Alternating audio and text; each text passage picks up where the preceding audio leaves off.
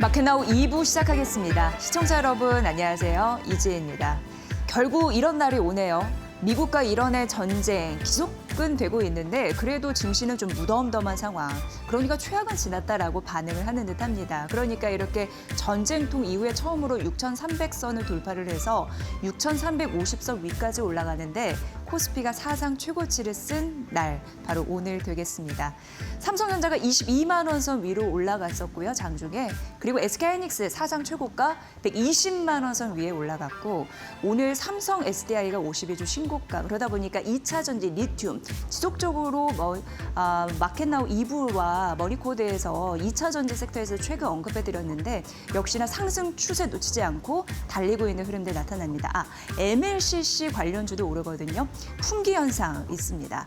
갑 중에 갑, 그런 기업들이 결국 대형주의 실적 이런 데에 초점을 맞춘 오늘 하루가 아닐까 싶고, 그렇다 보니까 코스피는 잘 가고 코스닥은 약간 주춤한 그런 대조되는 상황, 그게 오늘 증시 한 줄 자막이 아닐까 싶습니다.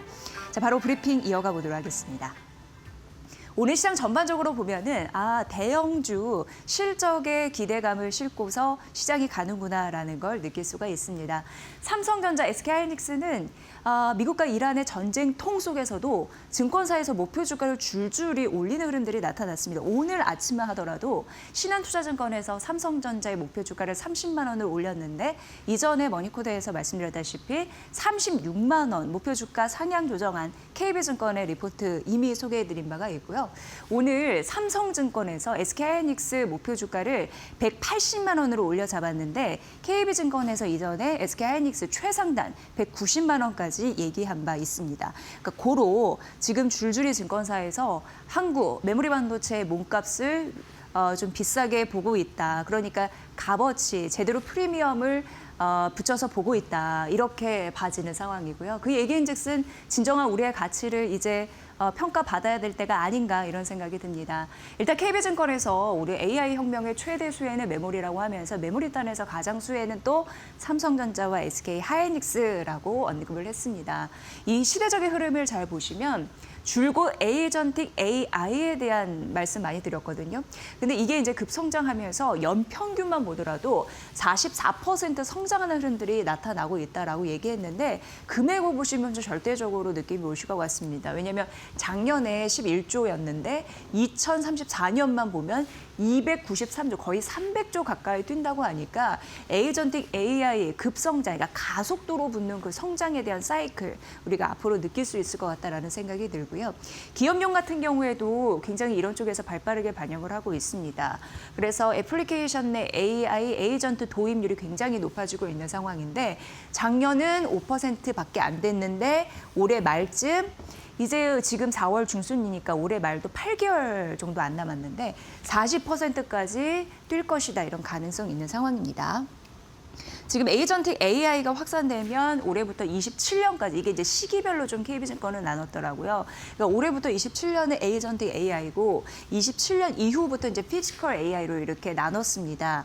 그런데 이제 에이전틱 AI 같은 경우에는 학습해서 그 다음 추론 영역으로 가면서 수정하면서 계속 결론 도출하고 이런 부분을 무한적으로 반복하다 보니까 훨씬 메모리 탑재량, 메모리 수요가 높아질 수밖에 없는 그런 상황인데요.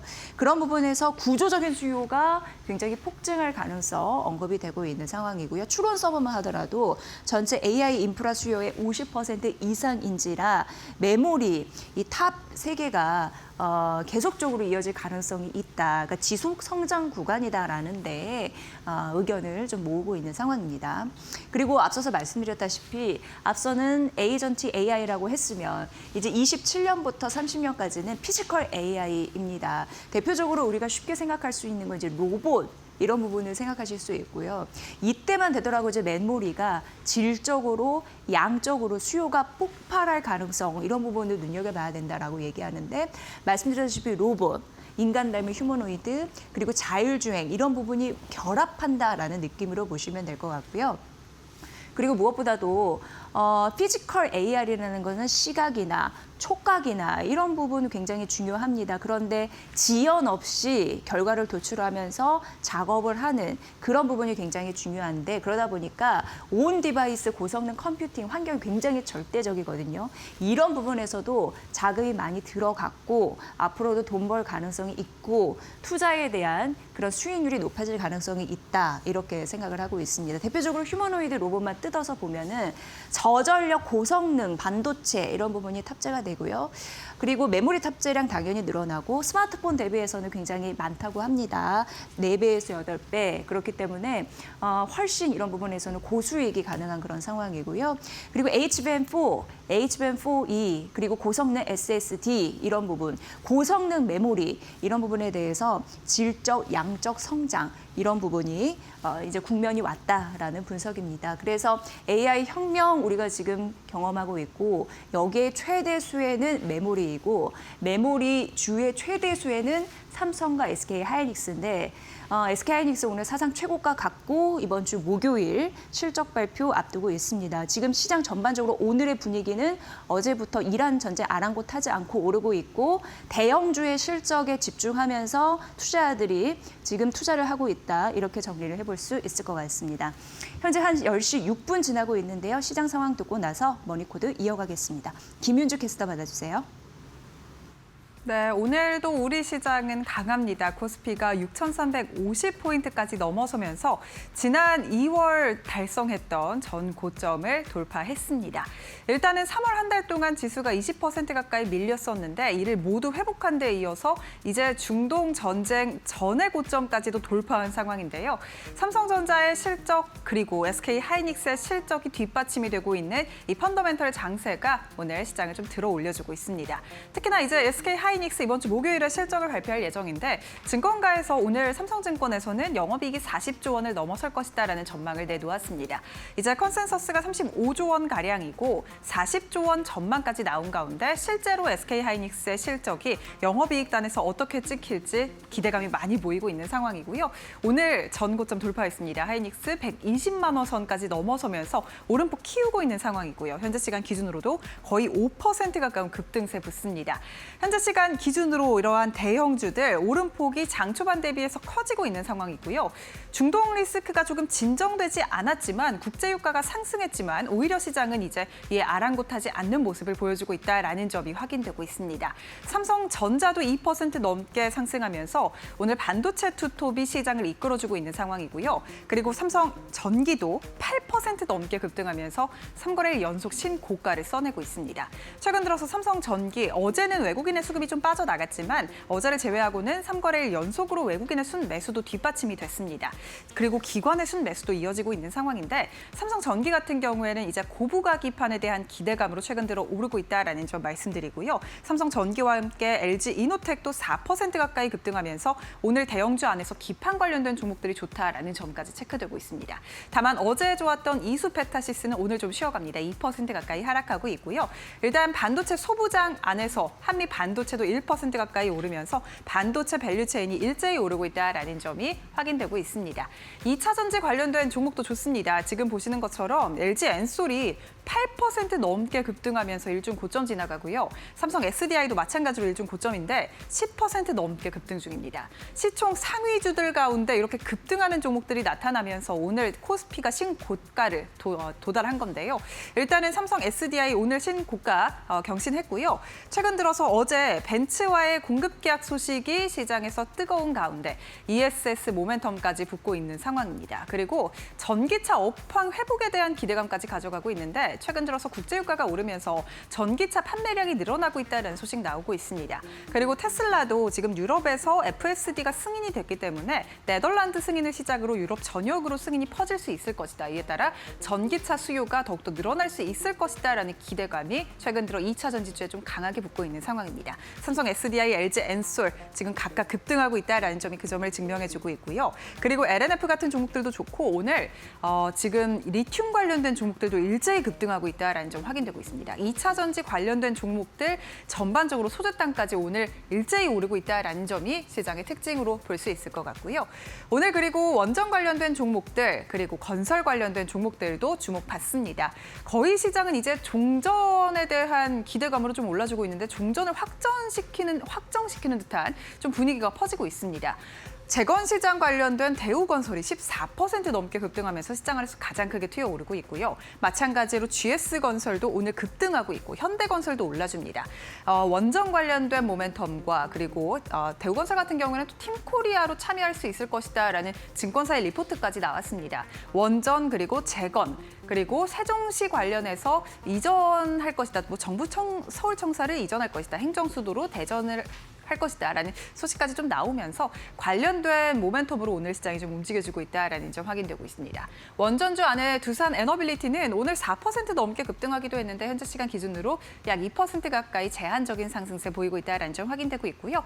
일단은 건설주 쪽으로 조금 더 시장이 관심을 두고 있는 상황입니다. 현대차와 기아도 1% 가까이 오르면서 오늘 시총 대형주들 전반이 좋은 상황입니다. 그리고 철강, 금속 업종 가운데 포스코홀딩스가 6% 넘게 오르고 있는데 2차 전지 관련해서도 묶이면서 포스코홀딩스가 급등하고 있다는 점 말씀드리도록 하겠습니다. 오늘 시장은 반도체, 2차 전지가 가장 강하다라고 볼 수 있겠는데 코스닥 시장 분위기도 함께 체크해 보도록 하겠습니다. 오늘 코스닥은 좀 아쉽습니다. 제약바이오주들이 빠지면서 시장 전반적으로 좀 약세로 전환이 됐고요. 하락하는 종목이 상승하는 종목보다 조금 더 많은 장세가 펼쳐지고 있습니다. 장 초반 대비해서도 코스닥이 힘이 많이 빠졌는데 장 초반에는 코스피와 함께 코스닥도 1% 넘게 상승으로 움직여줬습니다만 시총 상위에 위치해 있는 제약바이오주들이 좀 낙폭이 커지면서 전반적으로 지수가 눌리는 상황이고요. 알테오젠도 약보합, ABL바이오도 1%가량 빠지고 있고 리가켄 바이오사이언스도 오늘 2%가량 밀립니다. 최근 들어서 보로노이가 임상 데이터, 긍정적인 임상 데이터 어제 발표를 했습니다. AACR에서 폐암 관련된 데이터 발표를 했는데 긍정적인 소식이었기 때문에 어제 시총 10위권으로 올라왔었는데요. 오늘은 좀 차익 실현 매물이 빠르게 나오면서 6% 가까이 밀리고 있습니다. 마찬가지로 이렇게 알지노믹스 같은 기업들, AACR 관련된 모멘텀 타고 올랐던 기업들이 오늘 좀 낙폭이 커지면서 시장 안에서 제약바이오가 쉬어가는 모멘텀으로 작용하고 있고요. 삼천당제약 같은 경우도 하락으로 전환이 됐습니다. 0.73% 가까이 빠집니다. 다만 반도체 소부장은 굉장히 좋습니다. 지금 오늘 시장은 반도체가 정말 올리고 있다라고 해도 과언이 아닌데 코스피 시장과 마찬가지로 코스닥 시장 안에서도 소부장 관련된 종목들이 좋습니다. 주성 엔지니어링이 24% 넘게 튀어오르면서 시장 안에서 가장 크게 올라줍니다.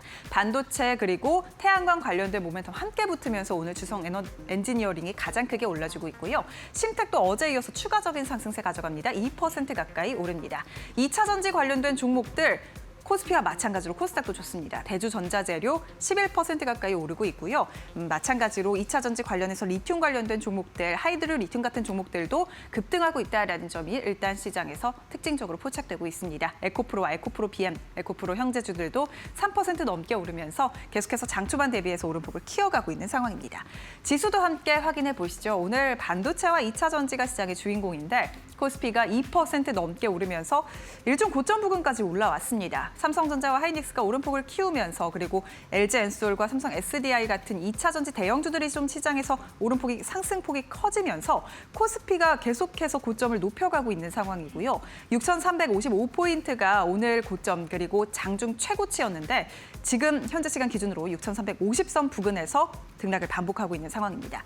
코스닥도 강보합권까지 다시 좀 회복을 해줬습니다. 1,175포인트까지 올라왔고요. 코스피 200이 2.29% 가까이 급등하고 있다는 점 확인되고 있습니다. 중동보다 이제 시장은 실적에 더 관심을 두고 있는 상황인데 매매 동향도 함께 확인해 보도록 하겠습니다. 원달러 환율이 좀 안정화가 됐습니다. 전장 대비해서 4원가량 내린 1,470원 선으로 출발을 했고 이에 따라 외국인의 순매수도 뒷받침이 되고 있습니다. 6,300억가량 외국인의 순매수 들어오고요. 선물 시장도 마찬가지로 2천억가량 외국인의 순매수가 들어옵니다. 기관이 2,800억가량 사들이면서 장 초반부터 외국인과 기관의 쌍끌이 순매수가 들어오고 있고요. 메이저 주체의 수급으로 오늘 시작이 최고치 경신했습니다. 개인 같은 경우에는 9천억가량 순매도 중입니다. 코스닥 매매 동향 살펴볼 텐데 오늘 코스닥 시장에는 외국인의 순매도가 펼쳐지고 있습니다. 외국인은 2,400억가량 순매도 중이고 기관도 20억가량 순매도 중인데 기관 같은 경우에는 그래도 매도폭을 조금씩 줄여가고 있다는 점 확인되고 있고요. 개인은 매수폭을 늘리면서 2,600 600억가량 코스닥 시장을 담아내고 있습니다. 지금까지 시장 상황 열어봤습니다. 대운이 찾아오면 뭐 인생이 좀 피죠. 그런 의미에서 주성 엔지니어링이 정말 대운을 맞았나라는 생각이 듭니다. 어제 상한가 갔고요. 오늘 24% 넘는 급등세 보이고요. 오늘 이런 기세라면 또 한 번 상한가를 갈까? 이런 생각은 좀 들더라고요. 한국투자증권에서는 주성 엔지니어링 목표 주가를 10만 8천 원, 이것도 사실 기존 대비해서 28%나 올린 가격인데도 이렇게 써냈는데 현재가가 목표 주가를 지금 넘어서고 있습니다. 11만 원 선 위로 올라선 흐름들이 나타나니까요. 주성 엔지니어링이 이틀간 왜 이렇게 급등하는 흐름들이 나타나냐 연이어서 봤더니 로이터 통신이 보도를 한 바가 있습니다. 뭐냐면 중국이 이 태양광 패널 제조 쪽이거든요. 그 장비 어떤 기업과 계약을 맺을 때 미국과 관련한 수출을 제한할 것이다라는 걸 검토한다라는 내용을 보도를 했거든요. 그런데 그 전에 로이터 통신은 3월이었던가요? 이런 보도를 한 적이 있습니다. 테슬라가 중국 장비, 그건 이제 맥스웰 테크놀로지라는 기업인데요. 거기와 함께 29억 달러 구매 협의를 진행 중이다. 여기 역시 태양광 패널 제조 기업 되겠습니다. 앞서서 이런 보도가 나왔고 뒤이어 이런 보도가 나왔습니다. 이 얘기인즉슨 중국이 미국을 제한한다고 하니까 태양광 패널 제조에서 그렇다면은 이걸 못 쓰면 그 대안은 누가 될까? 그런 것을 봤을 때 유일한 대안이 주성 엔지니어링밖에 없다는 겁니다. HJT라고 해서 이게 고효율 태양광 패널 생산 장비라고 보시면 되는데 다른 소재로 이렇게 접합해서 효율을 향상시킨 그런 태양광 패널이라고 보시면 되거든요. 근데 그런 부분으로 봤을 때 양산 검증이 완료가 돼서 맥스웰 테크놀로지와 견주어서 딱 이 두 기업만 가능하다라는 겁니다. 그러니까 여기에선 선택을 했고 이 다음 대안이 뭐가 있을까 싶었을 때 미국 쪽 다 제외를 하고 나면 사실상 주성 엔지니어링밖에는 없다 이 얘기를 하고 있는 겁니다. 그리고 태양광 차세대 신소재를 일컫는 왜 페로브스카이드 좀 발음은 어렵지만 이런 부분 같은 경우에도 주성 엔지니어링은 세계 최초로 양산 검증이 완료가 됐다라고 합니다. 그러니까 중국이 미국을 배제하면 결과적으로 대안은 주성 엔지니어링밖에 없는데 이쪽에 대해서 수주가 엄청나게 늘어날 가능성이 혹시 있지 않을까라고 기대하면서 어제에 이어서 오늘 추가적으로 급등세를 보여주고 있는 흐름입니다. 태양광 장비 같은 경우에는요, 매출 반영이 12개월 정도 소요가 된다고 합니다. 약 1년 정도입니다. 그러니까 테슬라 프로젝트 같은 경우에는 2028년부터 매출에 반영이 될 것이다. 2년 정도 생각하시면 될 것 같고요.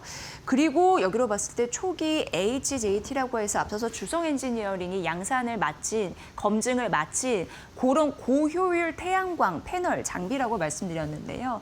그게 초기 구축만 기준으로 봤을 때 이게 1기가와트당 7천억 원으로 가정을 했는데 2028년 테슬라 이런 부분으로 봤을 때 3기가와트 매출이 반영될 것으로 보이니까 이쪽에서 돈 냄새가 좀 난다라고 보시면 될 것 같습니다. 그리고 테슬라가 로이터 통신이 3월에 보도를 한 바가 맥스웰과 이제 함께 그 계약을 맺는 걸 뭐 하고 있다라는 보도가 나왔다고 했잖아요. 근데 초도 발주를 봤을 때 29억 달러니까 앞으로의 주성 엔지니어링이 만약에 수주를 해서 이게 잘 계약이 된다면 그 잠재 가치는 굉장히 올라가겠다 이렇게 생각을 하는 듯합니다. 그렇다 보니까 주성 엔지니어링 큰 운을 맞아서 어쨌든 이거는 대외적인 그런 요인이기 때문에 더 고객사의 그런 상황이 좀 변한 거잖아요. 그런 부분에서 급등했다라는 부분이 있고 주식 투자한 분들은 사실 상단이 이렇게 저와 윗선에게 뚫어버리면 어디까지 올라갈지는 아무도 모른다라고 얘기했잖아요. 그래서 한국투자증권이 오늘 목표 주가를 10만 8천으로 올려 잡아도 지금 시세는 더 위로 올라가고 있어서 그 위는 알 수 없다라는 부분에서도 잘 염두에 두시면서 투자 전략 세워보시면 될 것 같습니다. 그리고 이제 스페이스 X에 올라타라라는 부분인데요. 한국투자증권의 리포트 오늘 아침에 나왔고요. 작년 연말부터 스페이스X 상장 기대감 때문에 전방위적으로 올랐습니다. 그래서 소재, 위성, 발사체. 그래서 머니코드에서도 우주항공주 투자 전략을 제시를 할 때 바스켓으로 묶어서 하세요. 이런 증권사의 전략을 소개해드린 바가 갑자기 이제 기억이 나는데요. 스페이스X의 10년 성과를 보면은 가장 혁혁한 공로가 바로 이거라고 합니다. 발사 원가에 대한 혁신이라고 합니다. 그러니까 우주 항공 관련한 그런 기업들 예전에는 돈을 못 번다는 게 있었는데 이제 BEP가 많이 낮아지니까 수익 창출 구도에 있어서 이제 돈을 벌고 그걸 이제 재투자하고 이런 선순환 구조가 만들어졌다. 이렇게 보시면 될 것 같습니다. 그러니까 발사하면 원가가 저렴해지니까 그걸 혁신이다라고 얘기를 한 거고요. 일단 저궤도 기준으로 보면은 킬로그램당 발사 비용이 예전에는 $10,000였는데 굉장히 줄었습니다.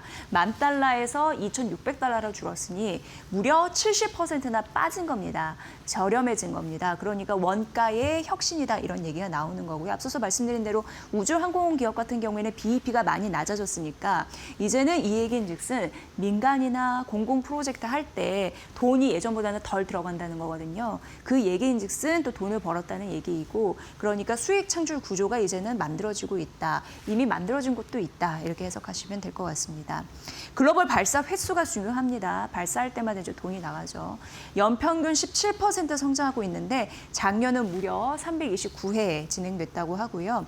글로벌 우주 발사 서비스 이런 부분을 봤을 때 시장 연평균 거의 14% 성장을 하고 있는 상황인데 이거는 33년까지 기준으로 보시면 될 것 같고요.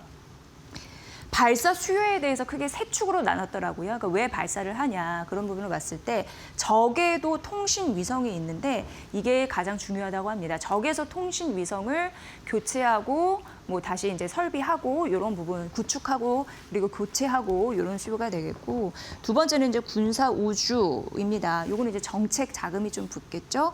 그리고 달 기지 구축 이런 부분을 봤을 때 인프라 투자 이런 부분이 해당이 될 텐데요. 투자자 입장에서는 지금 한국투자증권에서는 적에도 통신 위성 이런 부분을 바라봐야 된다라고 얘기를 했습니다. 그 이유가 다음 페이지에 남아 있는데 왜냐하면 군사 우주 같은 경우에는 앞서서도 제가 잠시 언급해드렸지만 정부 정책에 대한 돈 자금 집행이 좀 들어갑니다. 그렇기 때문에 뭐 시간이 걸릴 수도 있고 그리고 그런 부분에서 제한이 될 수도 있고 그렇습니다. 그런데 적에도 통신 위성 같은 경우에는 자가 성장 구조라고 해서 이미 돈을 벌고 그러니까 구독료를 받고 그 부분을 수익을 창출하고 수익 창출된 부분으로 또 발사를 한다거나 이렇게 뭐랄까요 재원을 마련해가지고 다시 사업을 할 수 있는 그런 구조가 완성되다 보니까 지금은 투자자 입장에서 적에도 통신 위성 쪽 이런 분 그러니까 발사에 대한 3대 축을 말씀드렸는데 이게 지금 중요한 시점이라고 얘기했고 실제적으로 스페이스X 같은 경우에도 스타링크로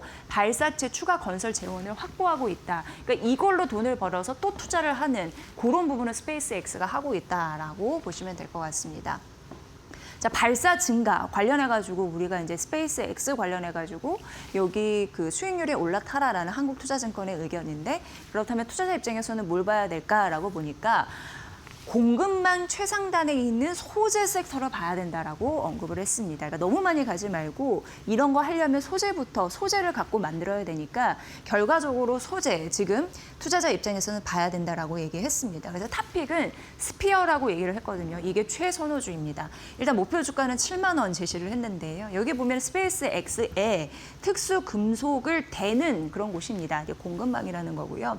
16개 밴드, 네트워크의 밴드가 있습니다. 그리고 국내에서 유일한 기업입니다. 10년 장기 계약을 맺은 2035년 매출 같은 경우에는 1조 원 돌파가 좀 예상이 되고요.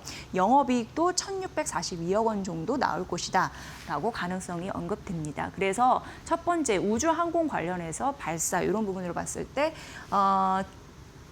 소재 이런 부분이 가장 중요하다고 했고 탑픽은 스피어고요. 이제 차선호주는 HVM입니다. 여기는 이제 목표 주가가 11만 9천 원까지 기록을 해놨고요. 니켈계 초합금을 공급하는 곳이라고 보면 되고 스페이스X의 엔진 수요가 늘어나거나 소재가 고도화될 때 긍정적인 실적을 견인할 수 있는 힘이 생깁니다. 올해 매출 1,000억 원 넘을 것으로 보이고 영업이익 같은 경우에도 1년 사이에 200% 가깝게 성장할 가능성이 있습니다.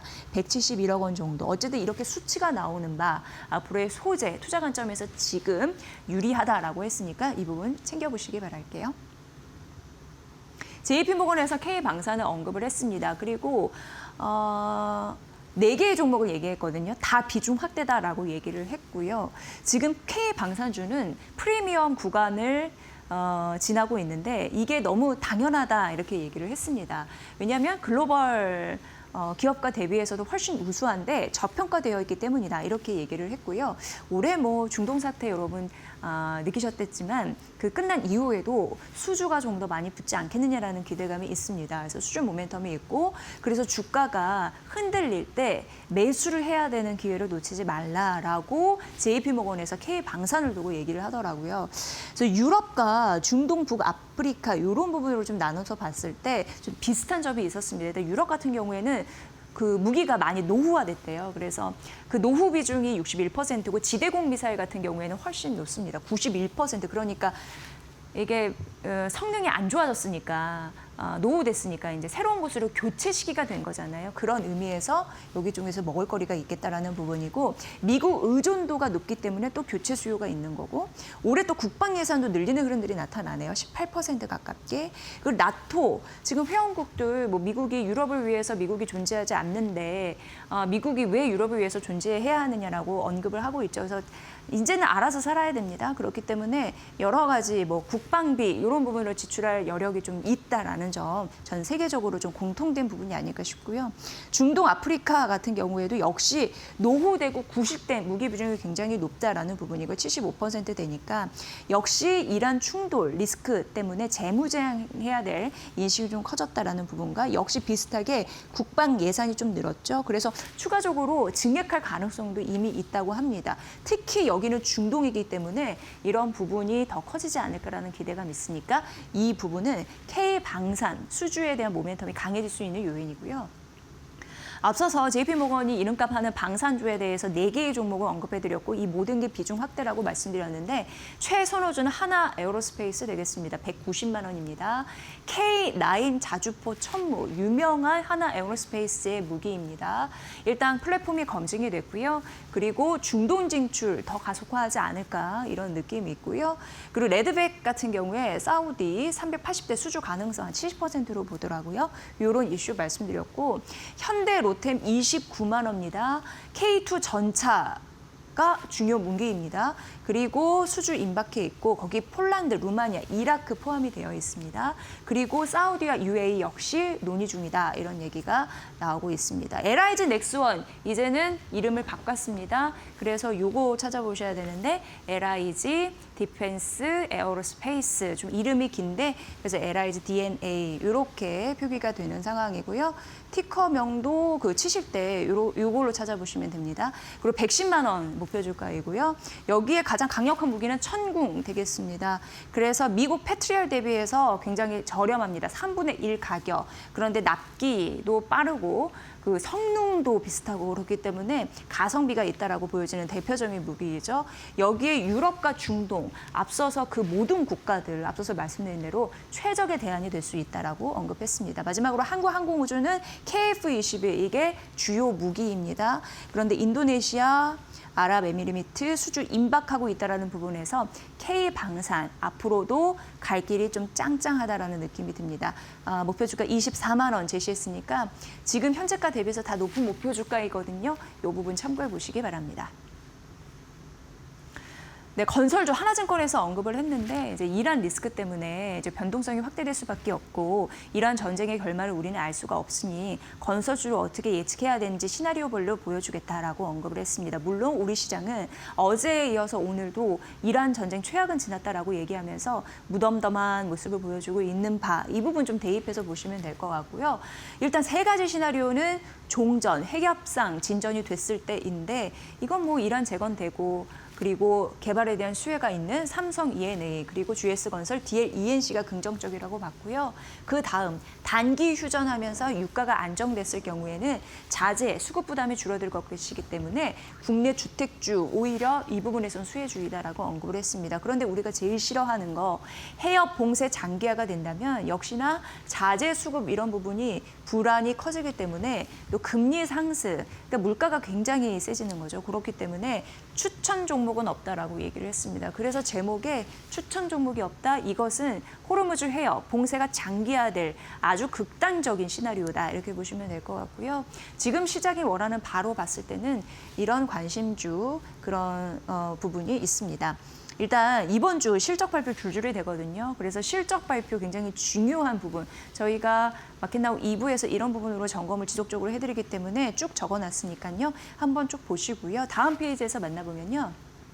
하나증권에서 대표적으로 삼성 E&A, DL, ENC, 현대건설에 대해서 분석을 하면서 여러 가지 이슈별로 좀 대응을 해야 된다라고 언급을 했습니다. 일단 삼성 E&A 같은 경우에는 영업이익 시장 컨센서스 대비해서 소폭 하회할 가능성은 있고요.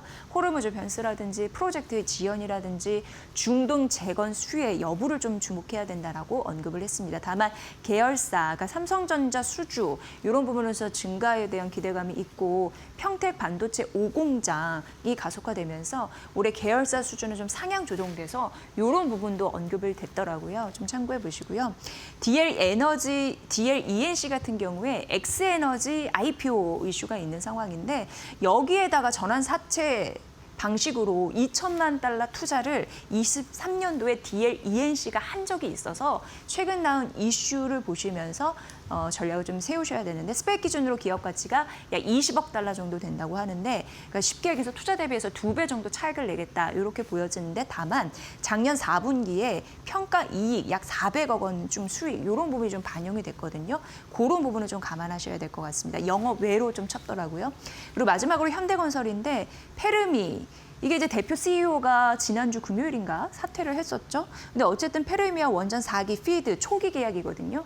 요걸 진행하다가 4월 말 종료 예정이고 2분기 다시 EPC 설계 조달 가공입니다. 이런 부분으로 구조 계약이 좀 예정이 되어 있다라는 부분. 그러니까 이슈가 있는 종목들이거든요. 잘 좀 따져보시면 될 것 같습니다. KTNG 역시나 이제 실적 붙고 정책에 대한 모멘텀이 붙으면 조금 더 갈 수 있을까. 어쨌든 유한타증권에서 분석을 해서 가져와 봤고요. 목표 주가 21만 원으로 상향 조정했습니다. 중요한 거는 지금 정부 정책에서 밀어주고 있는 부분이 있죠. 기업들도 따라할 수밖에 없고 자사주 전량 소가 이런 부분으로 주당 가치가 올라갈 수 있다라는 부분이고 규모가 적지는 않습니다. 1조 8,500억 원 규모이면서 발행 주식의 약 9.5% 이 부분. 그러니까 전량 소각 매입해서 전량 소각하니까 수는 줄어드는 거잖아요.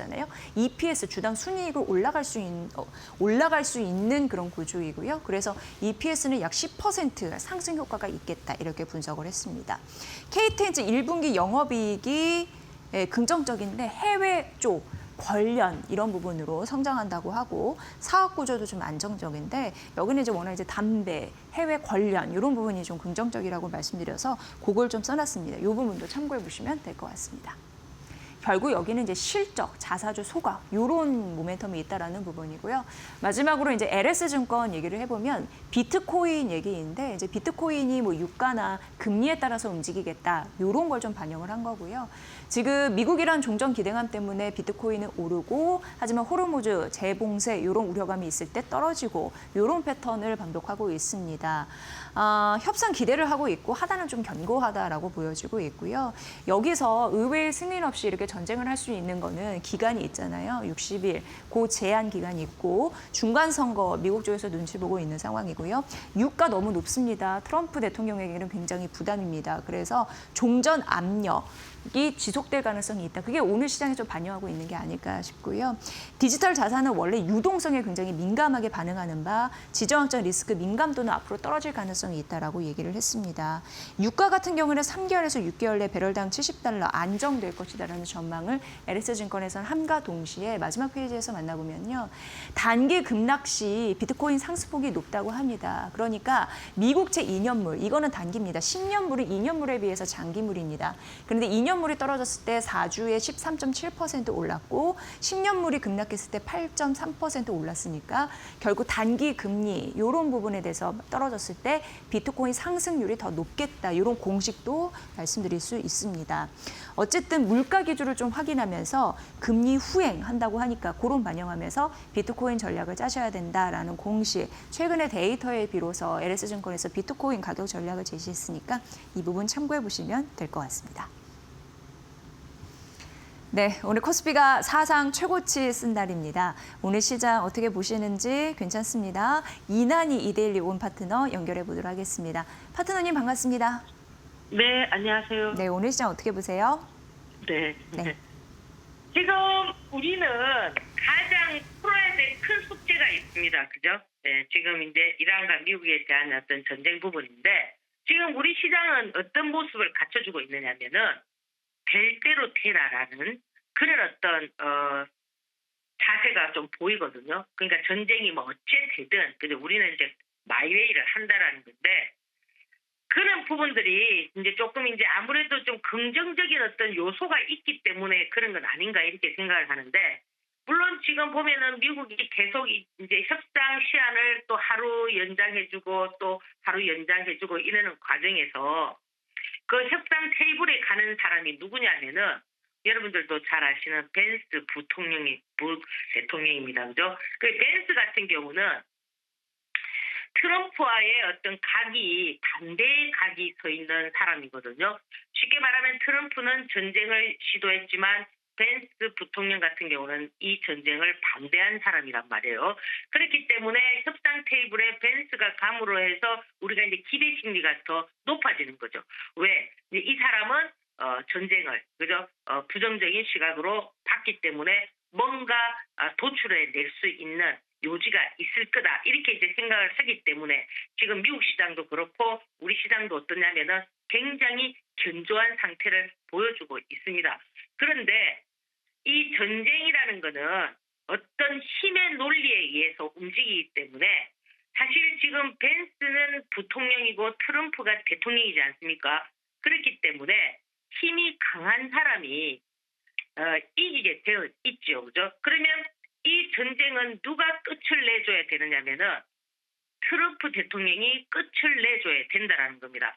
그러면 트럼프 대통령이 끝을 내기 위해서는 강자가 그죠? 끝을 내기 위해서 약자의 얘기를 들어주겠습니까? 그죠? 그래서 지금 사실 계속 이제 하루씩 이렇게 자꾸 딜레이 되는 이런 부분들은 뭔가 조율이 이래 딱 맞아 떨어지지 않기 때문에 이 지금 현재 협상 부분이 자꾸 이제 그저 늦춰지고 결렬되고 이런 부분인데 사실 저는 이제 지금 시장이 이렇게 좀 많이 띄워주는 이런 부분들이 어떠냐면은 이렇게 불확실성이 항상 주가라는 거는 불확실성 속에서 꽃이 피거든요. 그리고 지금 보면 시장이 순환을 굉장히 빨리 해요. 오늘 같은 경우는 2차전지 뭐 이런 부분들이 있지 않습니까? 그러니까 뭐 전고체 배터리라든지 리튬이라든지 이런 종목들이 지금 움직이고 있거든요. 순환을 하고 있거든요.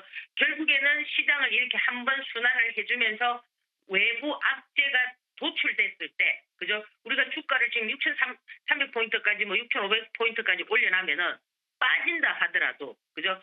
6,000선을 깬다 하더라도 5,000선에 대한 지지력이라든지 5,500에 대한 지지라든지 이런 부분들이 형성될 수 있거든요. 그래서 사실 이제 지수가 6,300포인트를 가면서 전고점을 돌파하면서 이렇게 삼성전자라든지 이런 종목들도 어떻게 돼야 되느냐면은 돌파를 해줘야 된단 말이에요. 전고점을 돌파하고 추세 라인이 완전히 딱 이렇게 서줘야 되는데 아직 이런 부분들이 존재하기 때문에 시장은 좀 눈치를 보고 있다. 그래서 여러분들께서도 오늘 지금 보면은 외인이나 기관이 포지션이 좀 들어오는 모습을 보여주고 있습니다. 그렇지만 여러분들께서는 지금은 좀 더 그저 이제 돌다리도 두들기면서 가는 그런 전략을 펼치시는 것이 어떨까 이렇게 생각을 하고요. 이런 대형주들은 언제든지 살 수가 있습니다. 그래서 사실 이제 이 시장을 이렇게 좀 많이 띄워주는 이런 부분들도 우리의 어떤 정치적인 부분하고도 또 많이 연관이 될 수가 있거든요. 지금 만약에 벤스 부통령이 이 지금 이란과의 어떤 전쟁을 잘 마무리한다면 자기도 차기 대통령에 나오려고 하는 그런 모습을 보여줄 수 있듯이 우리 시장 역시도 지금 6월 2일 지방선거가 있기 때문에 이 시장에 대한 좀 두려움은 조금 내려놔도 되지만 외부학자가 너무 강할 때는 또 충격을 받을 수 있기 때문에 여러분들께서 그런 부분을 좀 잘 생각하시고 투자 포인트를 잡는 것이 바람직하지 않겠나 이렇게 생각을 합니다. 오늘 이제 2차 전고체 배터리 중에서 뭐 그동안 한농화성이 좀 많이 대장을 했는데 오늘은 CIS가 멋진 모습을 보여주고 있는 이런 부분들도 여러분들께서 좀 참고적으로 보시고요. 오늘 성공 투자하시고 항상 행복한 하루 되시기 바랍니다. 감사합니다. 네, 오늘 말씀 잘 들었습니다. 고맙습니다. 예, 감사합니다. 네, 이난희 이데일리 온 파트너의 전략이었습니다. 오늘 어떻게 보면 기록이란 기록은 깨고 있는 그런 시장이거든요. 반가운 시장 지속이 될 수 있을지 다음 코너에서 수익률 업 시킬 수 있는 전략에 대해서 보답해 드리도록 하겠습니다. 잠시만요.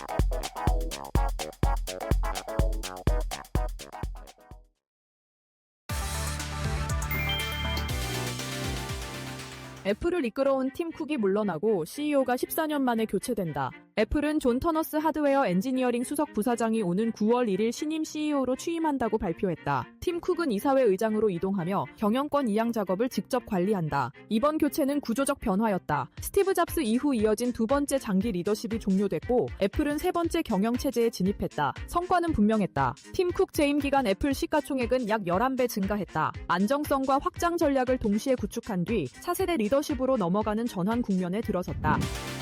금리 압박 논쟁이 다시 불붙었다. 트럼프 대통령이 지명한 케빈 워시가 정치권 발언이 중앙은행 독립성을 크게 훼손하지는 않는다고 밝혔다. 워시는 상원 인사청문회 모두 발언에서 다양한 의견을 수용하는 것이 오히려 필요하다고 강조했다. 다만 통화정책 독립성은 물가 안정을 위해 필수라고 선을 그었다. 갈등은 확대됐다. 제롬 파월 의장에 대한 수사 논란과 금리 인하 압박이 맞물리며 정치권 충돌이 격화됐다. 공화당 내부에서도 인준 저지 가능성이 거론됐다. 핵심은 책임이었다. 워시는 인플레이션 통제 실패 시 연준 신뢰 자체가 흔들릴 수 있다고 경고했다. 통화정책 독립성은 유지하되 결과에 대한 책임은 피할 수 없다는 입장이었다.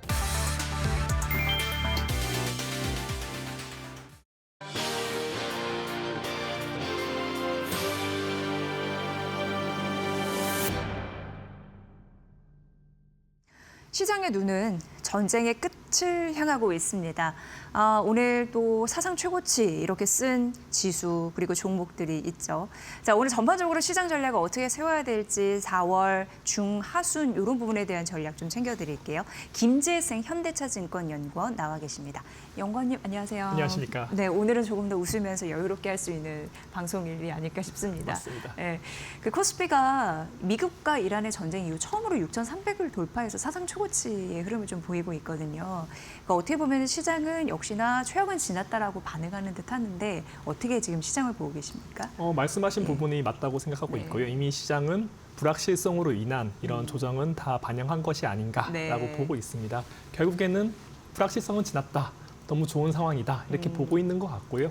물론 이렇게 생각하시는 분들이 있어요. 실물 경제는 이렇게 안 좋았는데 왜 주가만 날아가냐 이렇게 보시는 분들이 있습니다. 예. 맞습니다. 실제로 유가도 한 6에서 9개월 정도는 높은 상황을 유지할 거로 보고는 있습니다. 저희 회사 같은 경우에도 두바이유 기준으로 배럴당 올 초에는 $60 선 초반까지 유지됐었는데 사실 연말까지도 한 75불에서 80불 유지될 거로 보고 있고 현재는 100불이 넘고 있습니다. 그런 상황에서 당연히 경기 같은 경우도 올해 뭐 물가도 올라갈 것이고 경제도 더 안 좋을 수밖에 없겠죠. 그런 것들을 고려한다면 실물 경제 차원에서는 당연히 6개월에서 9개월 시차가 존재할 수밖에 없다. 더 안 좋은 상황이 남아있다라고 보고 있습니다. 하지만 금융시장 같은 경우는 6개월에서 1년을 먼저 반영한다는 점에서 이미 그런 부분들을 다 반영하고 있고 불확실성이 이제 끝나가는 쪽에 더 초점을 맞추고 있기 때문에 증시는 계속 올라가고 있다라고 보시면 될 것 같고요. 그렇기 때문에 이제는 떨어진 거로 인한 반등 그런 불확실성 해소를 통한 반등, 요거는 먹을 수 있는 게 거의 끝나가는 것이 아닐까라고 보고 있고 그렇기 때문에 이제는 새로운 내러티브와 이제는 실적이라고 할 수 있는 그런 부분들에 주목을 하면서 결국에 업종과 종목의 차별화로 이제 대응을 해야 되는 시점이 왔다. 떨어진 걸 먹는 시점은 끝났다라고 볼 수 있을 것 같습니다. 네. 그리고 연구원님 미중 정상회담도 약간 이제 신경 쓰여지기 시작했어요. 우리가 좀 여유가 생기다 보니까 그 이슈까지 좀 생각을 해봐야 되는데 14일부터 15일까지 베이징에서 열리더라고요. 시장에 미치는 영향은 뭐가 있을까요? 트럼프 대통령도 이 고민을 지금 하고 있을 듯합니다. 사실 이번 네. 미국과 이란 전쟁 같은 경우가 사실은 이게 뭐 미국과 중국 간의 패권 전쟁의 예. 일부분이라고 보고 있습니다. 네. 사실 뭐 미국 같은 경우는 반도체라는 것을 가지고 있고 또한 반대로 중국 같은 경우는 히토리라는 것을 가지고 있는 상황에서 미국이 이제 중국이 안 가지고 있는 에너지 안보를 공격했다고 보시면 될 것 같습니다. 결국에 베네수엘라를 공격했었고 또한 호르무즈 해협을 어떻게 보면 이란을 공격함으로 인해서 어떻게 보면 중국의 에너지 안보를 공격했다고 볼 수 있을 것 같은데 그런 것들이 결국에 이란 자체를 보는 것이 아니라 미중 패권 전쟁 안에서 중국의 약점들을 계속 건드려가는 모습들이라고 볼 수 있고 그만큼 이것은 미중 정상회담이 치열하다고 볼 수 있는 것 같습니다. 그렇기 때문에 뭐 제가 그런 예측을 하기에는 쉽지 않은 부분이 맞지만요. 뭐 미중 정상회담이 어떻게 될 것이냐 이런 것들을 말씀드리긴 조금 어렵긴 하지만 네. 결국에 서로 양국이 치열하게 지금 붙고 있다라고 보시면 될 것 같고 그 과정에서 결국에는 서로 너무 강한 부분들, 약점을 다 알고 있다는 거죠. 그렇기 때문에 어떻게 보면 또 증시에서는 대타협이 발생하고 그 과정에서 서로를 인정해 주는 것들이 발생한다면 불확실성이 또 한 번 더 낮아질 수 있지 않을까. 그 과정에서 중심 한 번 더 갈 수도 있을 것 같습니다. 반대로 만약에 미중 정상회담이 한 번 더 밀린다던가 아니면 좀 파열음이 보인다 이러면 다시 투자 심리는 조금 악화될 수 있지 않을까라고 보고 있고요. 네. 어쨌든 오늘 시장으로 보면은 좀 전쟁 리스크는 뭐 아랑곳하지 않고 무덤덤한 그런 모습이고요. 전반적으로 2차 전지 섹터가 오르고요. 그리고 AI 에이전틱 시대에 관련한 그 보고서도 좀 나와서 앞서서 좀 소개해드린 바가 있는데 AI 투자 수요 이런 부분 좀 막강히 좀 보이고 오늘 전반적으로 뭐 품귀 현상 보이고 있는 MLCC 이런 관련주도 같이 찌다 보니까 국내 증시 투자자를 어떻게 세워봐야 될지 이런 전쟁통에 이런 생각을 좀 하게 되더라고요. 어떻게 접근해 보면 좋을까요? 뭐 지수는 바뀌지 네. 않았다. 6,300에서 다시 6,300 돌아왔잖아요. 하지만 그 안에 구성은 많이 바뀌었다고 보고 네. 있습니다. 뭐가 바뀌었냐? 가장 중요한 것은 첫 번째로 AI 인프라 부족. 이것은 글로벌리 전 세계적인 현상이라고 볼 수 있을 것 같습니다. 미국 증시를 봐도 미국 증시에서 전쟁 기간 동안 뭐가 좋았냐를 보면 메모리 반도체를 중심으로 전력기기, 네트워크 장비, 그리고 건설업종 이런 것들이 좋았습니다. 결국에 다 AI 인프라에 관련된 업종들이 좋았다라고 볼 수 있고요. 거기에 맞춰서 한국 같은 경우에도 결국에 IT 하드웨어, 건설 이런 업종들이 좋았었습니다. 네. 반면에 반도체는 사실 약간 지지부진했던 부분들이 있고요. 그렇기 때문에 이번 주에 그것을 메이크업하면서 반도체 업종들이 빠르게 달려가는 것이 아닌가라고 보고 있습니다. 그렇기 때문에 저는 AI 테마를 바꾸진 않는다. AI 테마를 따라가야 된다고 보고 있고 한국 증시 관점에서는 코스피에서는 반도체와 전력기기 여전히 가장 좋다라고 말씀드릴 수 있을 것 같습니다. 그 과정에서 당연히 반도체와 전력기가 좋으니까 강상이 일어나잖아요. 그렇기 네. 때문에 저는 거기에 더해서 증권 업종 좋게 보고 있고요. 또한 사실 이번에 전쟁이 끝난다고 해서 뭐 안보 문제가 없어질 것 같냐? 그렇진 않다고 생각하고 있습니다. 결국에 안보는 계속 중요해진다. 특히 트럼프의 각자 도생 시대이기 때문에 안보는 정말 중요하다고 보고 있고 뭐가 중요하냐? 첫 번째 그냥 물리적인 안보라고 할 수 있는 방산이라고 할 수 있겠습니다. 그렇기 때문에 방산업종 하락 시 조정 시 매수 기회로 계속 삼아야 된다고 보고 있고 두 번째로 에너지 안보 이번에 우리 호르무즈 해협 저희 봉쇄되면서 정말 중요하구나 많이 느꼈잖아요. 그렇기 때문에 에너지 안보가 정말 중요해진 시대라고 할 수 있을 것 같고 전 세계 모두 다요.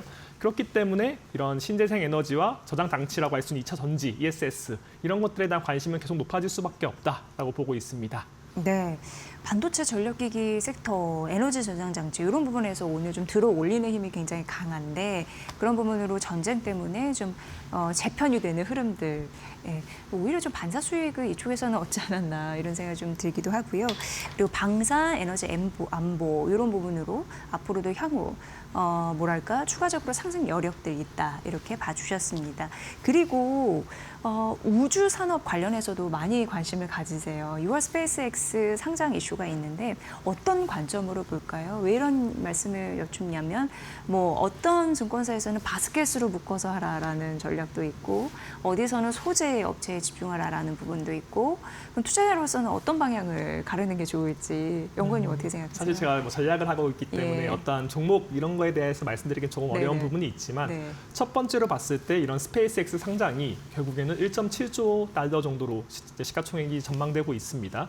그것은 바로 들어오자마자 미국 증시 안에서 10등 안에 들어갈 수 있는 바로 그 정도의 큰 규모라고 볼 수 있을 것 같고 지금의 테슬라보다도 크다고 할 수 있을 것 같은데 그만한 큰 기업이 새롭게 상장된다는 것 자체가 우주 산업이 이제는 사업성이 있구나, 돈을 버는 물론 당장의 이익이 높지는 않지만요. 그만큼 상장이 됨으로써 투자자한테 가치를 인정받았구나. 요 자체로 봤을 때 우리나라 증시에서도 이제 우주 산업이 관심을 들어올 수는 있을 것 같다라고 보고 있습니다. 하지만 우주 산업에 사실 우리나라 기업들 우주 산업에서 당장 뭐 어떠한 실적을 거두고 있는 것은 아니라고 보고 있습니다. 그렇기 때문에 이것은 어떻게 보면 미래의 수익 아니면 미래에 살아온 산업이 나타나는 거에 따라서 같이 가는 차원에서 밸류에이션이 높아진다고 보고 있고요.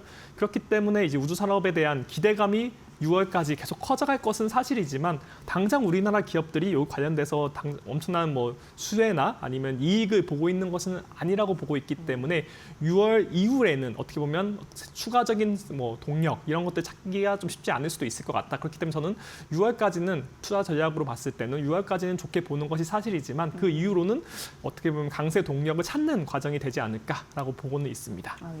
중요한 지점을 말씀해 주셨네요. 그러니까 재료 소멸이 된 이유는 힘이 쭉 빠질 수 있으니 그 전에 좀 해결을 해야겠네요. 이런 이슈는. 약간 그렇게 보고 있습니다. 물론 그 안에서 실제로 실적을 내고 어떻게 수주를 받아내는 기업들이 존재할 수 있겠죠. 그런 기업들은 계속 가겠지만 그냥 어떻게 보면 테마성으로 묶여서 가는 그런 종목들 같은 경우에는 어떻게 보면 6월 스페이스X 상장 이후에 어떻게 추가 동력을 가져갈 수 있을지 여기에 대해서는 퀘스천 마크가 있다라고 보시면 될 것 같습니다. 네. 그리고 이제 중요한 게 이번 주에 SK 하이닉스 실적 발표가 아니겠습니까? 오늘도 사상 최고가를 쓴 흐름들이 나타나면서 SK 하이닉스가 120만 원 선 위에서 움직이고 있는 상황입니다. 글로벌 주식시장도 이미 뭐 전쟁도 전쟁이지만 이익 모멘텀으로 시장의 시선이 좀 옮겨가는 그런 흐름에서 실적 시즌에 눈여겨봐야 될 그런 전략은 무엇이 있을지 좀 가늠해 주시죠. 아까 말씀드렸던 부분과 좀 비슷하다고 보고 있는데요. 네. 사실 이번 전쟁 기간 동안 뭐가 가장 좋았냐를 봤을 때 메모리 반도체를 미국 증시에서요. 메모리 반도체를 중심으로 한 AI 인프라 산업들이 전반적으로 좋았었습니다. 그중에 메모리 반도체 거기에 더해서 뭐 GPU인 엔비디아 이런 쪽의 실적 전망치가 상향 조정이 되고 있었는데요. 사실 이번 1분기 실적 미국 증시 안에서 봤을 때 정말 좋은 기업, 정말 기업들이 다 좋아 보이는 건 사실입니다. 하지만 까놓고 보면 미국 증시 안에서도 정말 500개 기업, 뭐 S&P 500은 500개 기업이잖아요. 그렇게 봤을 때 10개 이 정도 기업만 제대로 지금 이번에 이익 전망치가 상향 수정되고 있고 나머지 기업들은 사실 이익 전망치가 상향 수정되고 있지 않습니다. 그것이 의미하는 게 뭐냐? 결국에 특정 업종을 중심으로 이익이 좋게 전망되고 있다라고 보고 있는데 그것이 대부분 이제 반도체 관련된 업종이라고 보면 될 것 같고 그만큼 현재 미국 증시를 이끌고 가는 것은 반도체 이익 사이클이다라고 보시면 될 것 같습니다. 그럼 제가 이렇게 말씀드린 이유가 뭐냐를 봤을 때 첫 번째로 이번 실적 시즌에서 관심 두면서 보여야 될 것이 반도체 실적이 지금 미국과 한국 증시를 완벽하게 이끌고 있는데 그러면 그만큼 잘 나올 것인가 소위 말하는 시장의 그런 기대감을 다 충족할 만큼의 실적이 나올 수 있는 것인가 라는 것이 첫 번째 주목해야 되는 거라고 보고 있고요. 두 번째는 뭐냐 사실 이런 반도체 또 AI 인프라 사주는 기업들이 하이퍼스케일러잖아요. 미국에 상장된 하이퍼스케일러드 업체들 소위 말하는 AI 데이터 센터를 건설하는 업체들이라고 할 수 있는데 그 업체들이 현재 AI 수요가 얼마나 강력한지 정확하게 말해줄 필요가 첫 번째로 있을 것 같고 그래서 그 결과로서 우리가 AI 데이터 센터 계속 지어내겠다 이런 식의 발언들이 나올 것인지에 또 주목할 필요가 있습니다. 결국에 이 반도체, 이 전력기기 다 사주는 것들은 결국에는 AI 데이터 센터라고 할 수 있기 때문에 그 업체들의 어떻게 보면 현재 전망이 아니라 미래 전망, 특히 AI 캐펙스, 소위 말하는 데이터 센터를 얼마나 투자할 것인가에 대한 전망치들이 나올 것인데 그 전망치에 좀 더 주목할 필요가 있다라고 보고 있습니다. 결국에 우리나라가 수출도 먹고 사는 나라이기 때문에 미국에서 그걸 사주는 기업들의 실적과 그런 전망 이런 것들에 더 주목할 필요가 있다고 볼 수 있을 것 같고요. 그렇기 때문에 우리 한국 증시를 바라보는 데 있어서 미국 증시를 이번 실적 시즌에 더 주목해서 볼 필요가 있지 않을까라고 보고 있습니다. 네. 지금 여러 가지 업종 진단이 나왔는데 반도체는 워낙 절대적인 주도 업종이잖아요. 그런데 이 외에 그러니까 그걸 제외하고 어떤 업종이 가장 스포트라이트를 받을까 이렇게 좀 픽을 해주신다면 어떤 것들이 있을까요? 뭐 일단 기본적으로 봤을 때는 네. 반도체 이외의 업종을 찾는 것보다는 반도체 업종에 딱 붙어 있는 것이 중요하다. 네. 이게 제가 그래도? 항상 말씀드리는 부분이라고 할 수 있고요.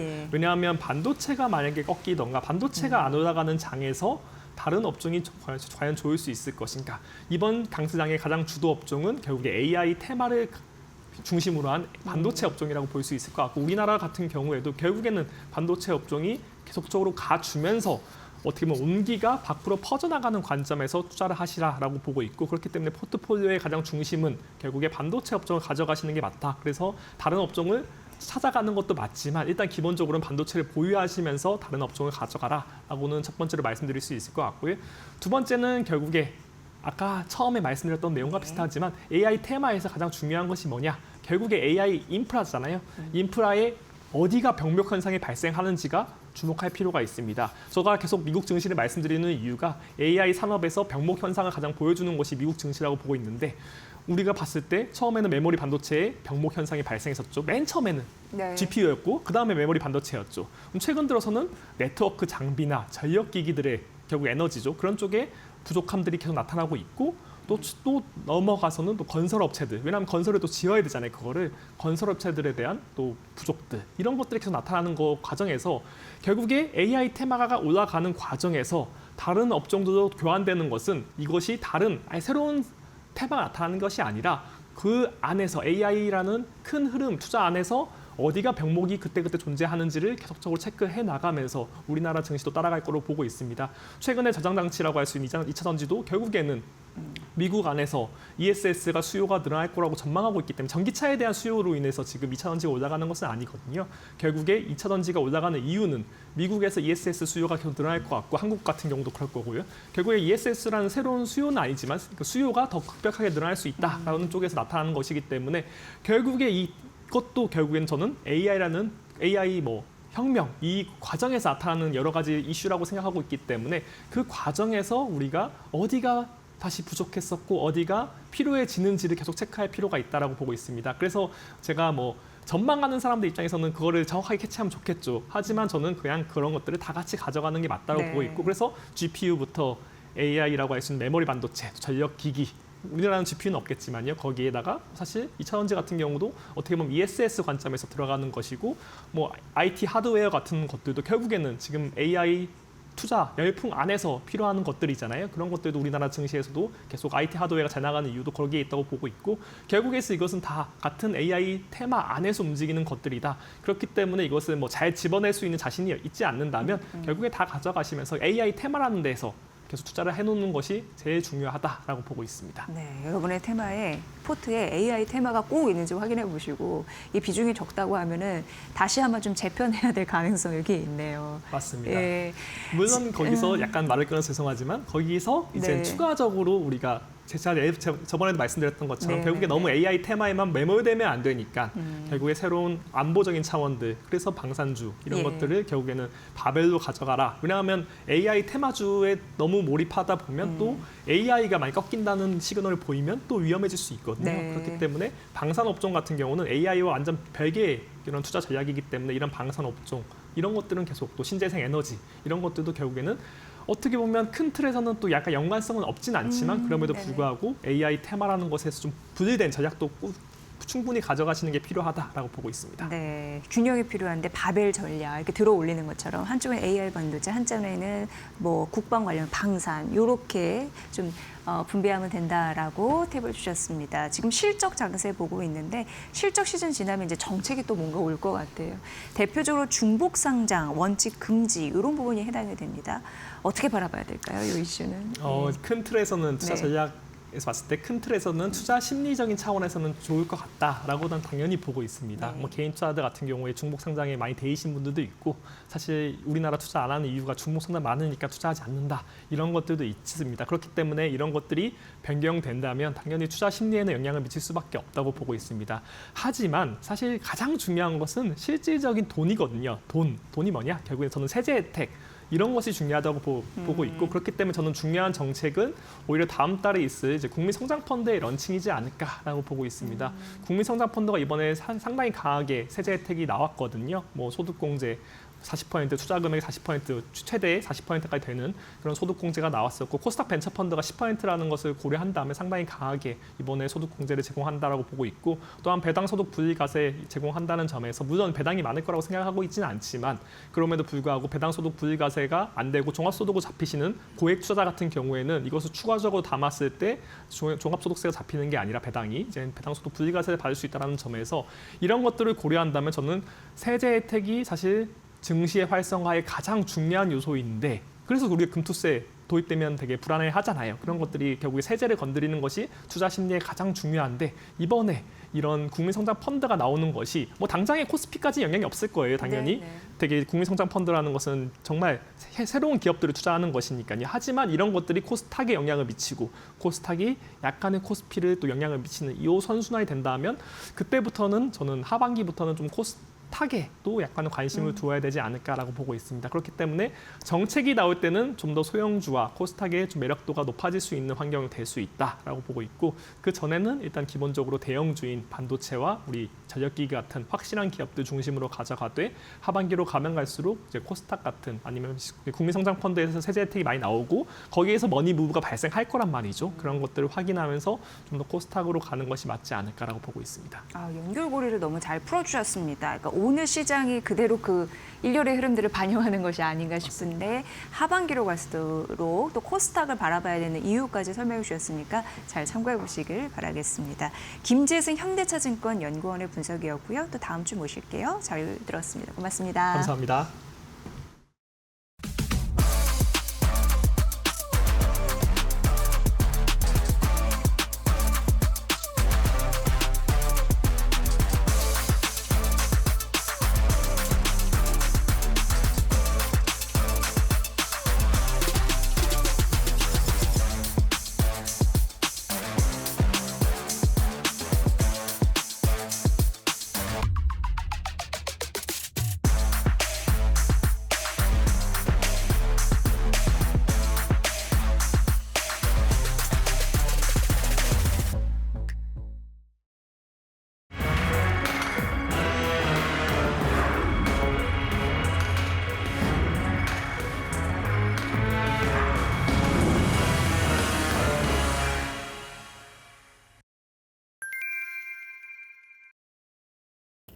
클릭 몇 번만으로 태양광 설치가 가능한 옥상 형상이 자동으로 추출됩니다. 분석이 완료되면 파란색 선으로 태양광 패널 배치가 시각화되고 가배치 도면부터 캐드 설계 도면까지 표준화된 형태로 자동 생성됩니다. 에너지 플랫폼 기업 H에너지가 선보인 AI 에이전트 헬리오스를 활용한 결과입니다. 핵심 기술은 헬리오스의 엔진 역할을 하는 설계 자동화 시스템 패스파인더입니다. 이를 통해 기존 2시간 이상 걸리던 설계 작업을 수분 내로 단축했습니다. 패스파인더 통해 가지고 AI가 돌아가고 있으니까 뭐 5분 내 진단이 되더라도 저희가 이론적으로 우리나라 전국에 있는 산업단지 지붕을 그냥 전기요금만 내고도 다 설계가 가능한 겁니다. 그러니까 접근 가능한 시장을 무한히 넓혔다. 이렇게 보는 것이 가장 맞을 것 같아요. 그동안 태양광 설치 사업은 현장 경험과 숙련 인력 의존도가 높은 산업으로 평가돼 왔습니다. 하지만 해당 솔루션을 적용하면 부지 분석부터 설계, 인허가, 시공 준비까지 전 과정을 AI 기반 표준 프로세서로 전환해 휴먼 에러를 줄이고 사업 효율성을 높일 수 있습니다. H에너지는 공급망 확대와 태양광 발전소 자산관리 구독형 서비스를 통해 수익 모델을 다각화할 계획입니다. 연에 30%에서 40%씩 성장했다고 보고요. 올해 매출 목표는 1,650억 원입니다. 그러니까 60% 정도 성장하는 것이고 길게 보면 저희가 2027년 상장을 목표로 하는데 2028년도 목표가 4,000억입니다. 회사는 일본 지사 설립을 기반으로 현지 에너지 저장 장치 시장도 공략합니다.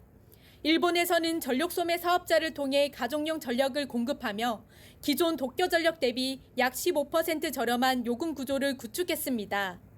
전력이 저렴할 때 저장했다가 수요가 높은 시점에 사용하는 에너지 관리 플랫폼을 시범 운영 중입니다. 국내를 넘어 일본 시장까지 확장에 나서며 에너지 플랫폼 경쟁이 글로벌 무대로 확대되고 있습니다. 이데일리 TV 이지은입니다.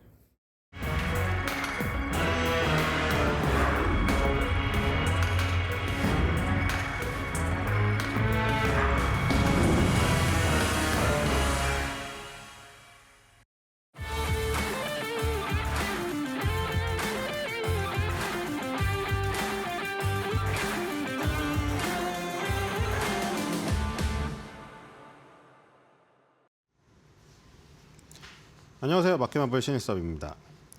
자, 오늘 그 증시가 갈리고 있네요. 거래소는 플러스, 코스닥은 마이너스. 자, 그리고 지금 협상이 이슬람마바드에서 이제 곧 시작이 될 것 같은데 일단 시장은 긍정적인 방향을 가리키고 있습니다. 왜냐하면 지금 오늘 재건주, 건설주가 뜨겁게 움직이고 있기 때문에 이 시장이 말하는 것은 그러면은 협상이 원활하게 진행이 되어서 이제 전쟁이 마무리가 되고 약간 재건 쪽으로 간다? 지금 일단은 이런 쪽으로 나침반을 가리키고 있는데 자, 과연 미스터 마켓이 이번에도 전지전능한 능력으로 모든 것을 내다봐서 이런 어떤 신호를 주고 있는 것인지 아니면은 또 다른 변수가 한번 있을 것인지. 자, 또 이틀에 또 달려 있네요. 또 벤스가 또 빈손으로 돌아와서 또 하소연을 하면서 이란 때문에 망가졌다. 또 이런 얘기를 할런지 아니면 트럼프가 직접 등판을 할런지 진짜 이제 초읽기에 들어갔습니다. 그렇죠? 자, 뭐 혁명수비대는 언제나 그랬듯이 계속 강경자세로 나서고 있기 때문에 거기도 제가 보기에는 한 정부가 3개 정도 있는 것 같아요. 지금 보니까. 그렇죠? 지금 벤스 부통령하고 협상하는 그 자리에 혁명수비대 일원은 없더라고요. 거기는 이제 온건파라고 분류가 되는 뭐 국회의장이나 대통령이나 이 지금 뭐 외무장관 이런 쪽만 나오지 혁명수비대는 완전 그 어떤 별개의 정부같이 행동을 하고 있더라고요. 그리고 또 거기랑은 또 완전히 다른 아야툴라를 숭배하는 쪽이 있고 한 3개 정도가 있는 것 같아요. 그 3개를 다 협상하는 게 아니기 때문에 또 어떻게 또 이게 그 결론이 난 거에 따라서 누가 인정을 하고 안 하고의 문제가 있을 수가 있어서 좀 그런 부분이 좀 굉장히 애매한 것 같습니다. 그러니까 트럼프는 자기랑 말을 통하는 사람이랑만 지금 협상을 한다는 건데 그거 어떻게 될지. 일단은 시장은 긍정적인 곳으로 방향을 가리키고 있어요. 일단 시장을 좀 믿어봐야겠죠. 삼성전자가 좀 아쉬워요. 근데 이게 지금 삼성전자가 30만 전자, 40만 전자를 가야 되는데 이 삼성전자는 자신을 지금 조금 죽이면서 다른 종목들에게 기회를 주고 있거든요. 물론 그래서 삼성전기가 지금 폭등을 하고 삼성전기가 계속 그 70만 원대 막혀 있었는데 69만 9천 원, 69만 8천 원 하다가 시원하게 폭발시켜 버렸습니다. 지금 75만 원까지 단숨에 가버렸어요. 예전에도 이런 원리는 많이 말씀드렸죠. 그 어떤 요철을 넘어가는 순간 1m를 가는 게 아니라 한 3, 4m를 날아가 버리는 거죠. 그 요철만 넘으면. 요철을 넘어버렸잖아요. 지금 삼성전기 11% 폭등에다가 삼성 SDI도 14% 폭등입니다. 그러니까 지금 삼성전자 가장 그 본진은 조금 덜 가는데 삼성그룹사들에게 그걸 다 몰아주고 있어요. 지금 삼성전자도 조금 기다렸다 가겠죠. 자, 그리고 오늘 가장 사실 눈에 띄는 건 역시 재건이죠. 지금 건설이 엄청 강해서 그렇다고 방산이 막 하한가 가고 이러진 않아요. 한화에어로스페이스, LIG 디펜스 에어로스페이스가 옛날에 무슨 스페코 빅텍 이런 방산주처럼 하한가 가고 이러진 않아요. 우리나라 지금 K방산이 완전히 궤도 위에 올라왔기 때문에. 그런데 약세죠. 그 대신에 건설주가 엄청나게 강한데 일단 건설주 중에 거래소에서 태양건설 우선주는 거의 상한가인데 22%가량 오르면서 상승률 1위입니다. 자, 그리고 대우건설이 17% 가까이 오면서 상승률 8위. 그리고 17위에 GS건설이 10.25입니다. 정말 대단한 힘이죠. 왜냐하면 우리 대우건설, GS건설 저런 거 와 이렇게 오르는지는 상상도 못했잖아요. 얼마 전까지만 해도 프로지온이 뭐 자인이 막 지금 다 뭐 많이 있었잖아요, 여러분들. 뭐 주차장이 붕괴가 되고 막 건설을 하고 있는데 부셔졌고 지금 그 다시 다 부시고 저기 만들고 있는 거 있잖아요, 그렇죠? 그 입주하려다가 날벼락 맞아가지고 지금 4, 5년을 더 전세를 전전해야 되잖아요. 물론 새 아파트를 헐고 다시 만들었고 안전하게 들어가는 건 좋은데 계획이 다 흐트러져 버렸잖아요, 지금. 그렇죠? 4년을 사실 허비하고 엉뚱한 데가 살아야 돼요. 아들, 딸들 다 초등고등학교 막 해놨다가. 그러니까 지금 그런 상황 때문에 건설주에 대한 이미지도 상당히 안 좋았고 해외 건설은 뭐 할 게 없었잖아요. 나갈 게. 근데 이게 웬걸 갑자기 전쟁 때문에 이슈가 터져가지고 자, 지금 대우건설, GS건설이 무슨 마치 저기처럼 가고 있습니다. 무슨 급등주처럼 대우건설 차트가 이게 지금 대우건설의 차트가 이럽니까? 자, 지금 2025년도 1년 동안의 흐름을 보시고 2026년도 흐름을 보세요. 이게 완전히 다른 사람이 돼버렸어요. 2026년도 시작할 때 대우건설이 5,000원이었거든요. 야, 이거 뭐 다른 거 방산 이런 거 안 해도 건설주로도 6배를 갔습니다. 진짜 놀라운 지금 상승인데 대우건설 보겠습니다. 옛날에 대우건설, GS건설 이런 거 여러분들 솔직히 쳐다도 안 봤잖아요. 이거 재미없는 주식이어가지고. 거의 뭐 이거 그 수준 아니었어요, 지금? 이거 통신주 수준 아니었어요, 옛날에? 근데 이게 완전 변했네요. 자, 대우건설 2000년도에 설립되었는데 그 전에 원래 더 설립되죠. 근데 대우건설 사업 부문이 분할돼서 2000년도에 설립되었고 토목, 건축, 플랜트 건설이 다 비슷하네요, 그렇죠? 토목은 교량이나 뭐 다리 하는 거고 건축은 우리 말대로 그 브랜드 아파트들 속해 있는 거고 플랜트는 공장이잖아요. 대부분 저렇게 3개를 합니다, 대형 건설사들은. 자, 그리고 호텔, 철 구조물 해외 개발 프로젝트도 있고요. 지금 대교를 많이 하네요, 얘네는. 거가대교, 인제터널, 천사대교, 예, 대교들을 대우건설을 좀 많이 맡았습니다. 자, 성과는 좋지가 않네요. 지금 이런 데 주가가 날아간 거예요, 이거 지금. 2025년도에 매출액이 23.3% 감소했고 영업이익도 감소했고 당기순이익은 적자 전환을 해버렸거든요. 그런데도 주가는 지금 재건 기대감으로 날아갔습니다. 자, 그리고 대우건설이 또 하나가 있는 게 지금 원전에 지금 대우건설이 또 현대건설도 그렇고 관련이 되어 있죠. 플랜트 부분에서 체코 원전 프로젝트 있고요. 건축은 수도권 핵심지 정비 사업에서 3기 신도시의 시공권을 확보했습니다. 자, 그리고 여러 가지 신재생 에너지도 있네요. 스마트 건설, 그리고 해상풍력 다양하게 지금 있습니다. 아까 말했지 토목은 이런 다리 같은 거잖아요. 이렇게 되어 있고요. 눈송이 분석 보겠습니다. 자, 눈송이 분석 봤더니 굉장히 좀 편차가 심하죠. 재무제표가 안 좋고요. 2025년도 아까 실적도 안 좋았잖아요. 미래 실적에 대한 기대감이 조금 있지만 과거에도 실적이 별로 좋지 않았고 이 가치 점수가 높은 것은 인기가 없다는 뜻이죠. 별로 스펙은 좋지 않아요. 자, 뒤로 가보겠습니다. 이게 여러분들 이제 많이 보셔서 아시겠지만 스펙이 좋다고 주가가 오르는 게 아니라 이 적자긴 한데 기대감이 있는 기업이 주가가 더 좋은 거를 많이 보셨죠? 이게 주가가 다 이렇다니까요, 지금. 스펙이 좋은데 안 가는 걸 갖고 있으면 미칠 노릇이 항상. 자, 8조 4천억. 와, 이 거의 뭐 9조를 매출을 올리는 큰 기업이고 아까 봤던 우리 건축 부분이 속해 있는 대우건설하면 가장 사실 소비자들이 알기에는 소비자들이 뭐 교량건설 이런 거를 접할 기회가 별로 없잖아요. 그러니까 푸르지오 딱 떠오르잖아요. 거기가 속해 있는 게 5조 5천억 가장 많아요. 그리고 토목 쪽이 1조 4천억 정도 되고요. 나머지는 1조 밑에 있습니다. 그러니까 건축 부분이 가장 큰 부분을 차지하고 있다. 그리고 매출 총 비용이 원가가 7조 8, 와, 이것도 엄청나죠. 건설 조선 마찬가지인데 8조 4천억 버는데 7조 8천억이 매출 원가예요. 원가가 어마어마하게 들어갑니다. 2,300억밖에 안 남아요. 9조를 매출을 올려도 매출 총이익이 2천억대밖에 남질 않습니다. 자, 그리고 일단 수익이 마이너스잖아요. 좀 적자 기업이에요. 적자 기업이 6배가 오른다. 그렇죠? 이렇게 됐고요. 비용은 1조 1,000억 원 빠지는데 일반 관리비가 1조로 대부분입니다. 그러니까 지금 남는 게 오히려 마이너스가 돼버렸죠. 지금 이익이 2천억밖에 안 남는데 지금 비용이 다 나가버려요. 그래서 지금 남는 게 적자가 마이너스 9천억이 납니다. 마이너스 9천억 적자가 나고 있어요, 지금. 자, 좀 심각한 상황인데요. 자, 뒤로 가보겠습니다. 배수를 보겠습니다. 배수가 안 나오겠죠. 그렇죠? 그래서 PSR로 되어 있네요. 그렇죠? 수익이 안 나니까 PER이 안 나와요. 그래서 매출 대비 성장률로 해가지고 지금 이 그 한국 한정기술이죠. 한정기술이 13배가 나오고요. 한정기술이 역시 인기가 많죠. 이 원자력이 얽혀가지고 얘는 13배를 받고 있어요. 나머지는 PSR, 이건 거의 PER처럼 13배 하니까 PER 같죠, 꼭. 나머지들 보시면은 PER이 아니란 걸 알 수가 있겠거든요. 지금 대우건설 1.4, 삼성엔지니어링 1.1, 현대건설 0.6, DLENC 0.5거든요. 한정기술 PSR이 13배입니다.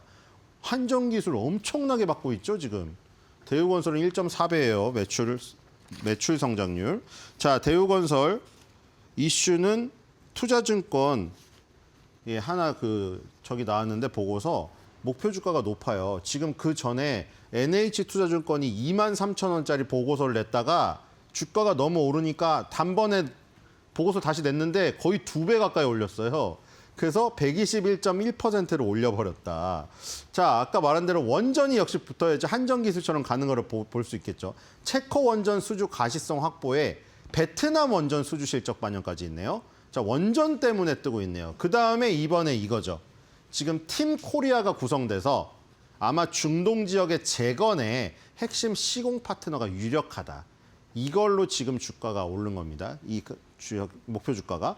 건설이 11배, 그리고 원전은 22배 받으니 원전이 들어가면 건설에서 받는 PER보다 높여줘야 된다. 저거에 멀티플을. 그래서 기업 가치 PBR로도 현재가 3.2배인데 목표 주가는 PBR로 해서 4.6배 정도 될 것이다. 결국에는 미국, 베트남, 체코 이런 데 원전, 그다음에 재건 이것 때문에 멀티플 상향을 해야 된다 이런 내용이네요. 자, 커뮤니티 가보겠습니다. 오늘 대우건설도 굉장히 축제 분위기죠. 자, 이분은 19,119원에 사셨어요? 와, 865주가 있는데 투자 원금이 1,600만 원인데 1,200만 원 수익 나셨네요. 와, 축하드립니다. 다른 재건주보다 힘 좋으니까 찡찡대지 말거라. 현대건설 한번 보고 와. 현대건설 주주분들 왜 이러죠? 자, 그래 어쨌든 간에 현대건설 한번 보고 오면은 땡큐베리 감사 바로 박는다. 오늘 현대건설이 좀 안 오르죠? 실시간 거래대금 2위, 장하다 우리 떼거니, 아고 달달 이렇게 해놓으셨습니다. 자, 오늘 어쨌든 대우건설 축하드리고요. 곧 있으면 100% 수익 보시겠습니다, 저분. 자, 코스닥은 오늘 마이너스였다가 지금 방금 플러스로 좀 전환이 됐습니다. 왜냐면 시가총액 상위를 보면은 굉장히 엇갈리거든요. 자, 주성 엔지니어링이 상한가 가는 거는 정말 못 본 것 같은데요. 주성 엔지니어링이 상한가에 진입했습니다, 여러분들. 반도체 장비가 상한가를 가다니 대박인데요. 자, 2차 전지가 좀 강하고 오늘 바이오가 안 좋아요. 그래서 굉장히 엇갈리는 지금 시가총액 상위의 흐름이기 때문에 이 겨우 강보합을 기록을 하고 있습니다. 근데 주성 엔지니어링 상한가가 굉장히 눈에 띄네요. 자, 코스닥에 그 상한가 진입한 거 봤더니 와, 주성 엔지니어링 상한가 같고 에머리지 저거 508원짜리 저거 지금 그 트럼프가 그 환각제 빨리 FDA 승인받고 뭐 이런 거 절차 행정명령 승인했잖아요. 그것 때문에 갔고요. 자, 오늘 볼 종목 LIG 아큐버인데 이것도 거의 상한가거든요. 지금 24.53%까지 오릅니다. 자, LIG 아큐버 볼 거예요. LIG 아큐버 오늘 와 그래프 좋죠. 상한가 가면서 박스권 상단 돌파시켜버렸습니다. 아주 시원하죠, 오늘. 대우건설이랑 비슷합니다. 자, 보겠습니다. 자, LIG 아큐버는 2000년도에 설립 똑같네요. 대우건설이랑 2005년에 코스닥 시장에 상장되었고요. 이거 통신 관련주예요, 지금. 모바일 통신 부분이나 전장 부분 2개 있어요. 근데 모바일 통신 부분에서는 국방 쪽도 있고 무선 네트워크 최적화 이 부분이 있고요. 전장 부분에서는 차량용 반도체 유통, V2X 솔루션 개발 이렇게 있는데 얘도 대우건설이랑 상황은 또 희한합니다. 그렇죠? 대우건설도 LIG 아큐버도 적자가 심화되고 있는데 주가는 상한가를 가고 있어요, 지금. 매출액도 전년 대비 1.9% 감소했고요, 2025년도. 영업이익, 당기순이익 모두 적자 전환한 기업입니다, 지금. 자, 그런데 앞으로 전장 부분의 자율주행차, 그다음에 모바일 통신 부분에 이 6G 들어오는 부분, 요거의 기대감으로 또 지금 움직이고 있는 것 같아요. 자, 눈송이 분석 보겠습니다. 역시 주식은 기대감인가요? 자, 이것도 지금 대우건설이랑 비슷하죠? 아주 그냥 재무제표 조금 좋은 것 같은데 가치는 조금 낮은 점수고 미래 실적은 좋은데 과거 실적은 쪼그라들어 있습니다. 자, 뒤로 가볼게요. 자, 요것도 얼마 버나 봅시다. 이건 2,100억밖에 못 버네요. 그렇죠? 모바일 자동차 아까 두 분야라고 했는데 모바일이 조금 더 많아요. 1,300억, 자동차 전장 부분이 890억. 자, 매출 총 원가가 지금 1,400억 날라가서 420억이 매출 총이익으로 남고 이것도 이 총이익보다 비용이 높아버리죠. 일반 관리비가 많이 들고 마이너스입니다. 마이너스 12억 나 있네요. 적자 기업이에요, 이게 또. 자, 뒤로 가보겠습니다. 이것도 적자여서 PR이 또 산정이 안 되겠구만요. 그렇죠? 자, 이것도 PSR로 해가지고 칩셋 미디어가 12.6배 받고 있는데 LIG 액큐버는 2배 정도밖에 못 받고 있다. 이렇게 보시면 될 것 같고요. 오늘 제가 공교롭게도 적자 기업을 둘 다 가져왔습니다. 제 의도한 바는 아니고요. 이슈를 보겠습니다. 적자 기업이지만 엄청나게 강하게 오르는. 자, 요것도 이제 또 오늘 김홍식 연구원분이 또 나오셨네요. 자, 매수 의견을 하고 와, 이것도 엄청 올렸네요. 지금 48,100원 정도인데 8만 원을 목표 주가로 했습니다. 이것도 이제 5G, 이게 스탠다드 언론이라고 단독 모드예요. 단독 모드 본격 확산 시에 통신 장비 대장주로 급부상 가능하다. 그리고 미국의 주파수 경매가 6월 달에 있다고 합니다. 그리고 테스트 장비 매출 급증 기대. 그래서 글로벌 섹터 호조를 고려하여서 8만 원으로 목표 주가를 올렸습니다. 요즘에 통신주의 밸류에이션 상승이 대단합니다. 그렇죠? 어저께도 RF 머트리얼즈 하나 했잖아요. RFHIC의 자회사. 오늘은 또 통신주 중에 지금 LIG 아큐보 가져왔습니다. 자, 커뮤니티 가보겠습니다. LIG 아큐보도 지금 분위기가 좋죠. 자, 이분도 이분은 정말 어떻게 이렇게 갖고 있나요? 두산 에너빌리티, LIG 아큐보 이렇게 갖고 있는데 아침에 눈을 뜨니까 둘 다 난리가 났습니다. 수익이 두산 에너빌리티 1,500만 원, LIG 아큐버 1,300만 원, 3,000만 원 수익이세요. 뭐 팔아야 할 수익이긴 하지만 엄청 기분이 좋으실 것 같아요. 뭐야 풀렸어 왜 아쉬워지잖아. 왜냐면 지금 상한가에서 풀렸어요 살짝. 그래서 아쉬운 거고요. 며칠 동안 바닥긴 이유가 있었네. 아까 차트 보셨죠? 며칠 동안 박스권 상단에 갇혀 있었는데 오늘 시원하게 뚫어버린 겁니다. 자, 아니 다시 못 찍어? 이분은 상한가 다시 못 찍었으면 아쉬워하고 있는데, 그렇죠? 굉장히 아쉬워하고 있는 모습입니다. 자, 그래서 오늘도 아쉬워하고 있는 모습을 나타낸 멘트를 준비했습니다. 오늘의 마켓마블 코멘트입니다. 자, 이거 굉장히 지금 항상 타짜가 인용되는 게 너무 많은데 제가 일부러 타짜 좋아하기도 하는데 많이 나와요, 실제로 커뮤니티에. 그래서 가져왔고요. LIG 아큐버 이미 76.51% 수익이신데 상한가 풀렸다고 아쉬워하시는 분이 꽤 있었잖아요. 그래서 이분이 솔루션을 주셨습니다. 우선 반만 가져갑니다.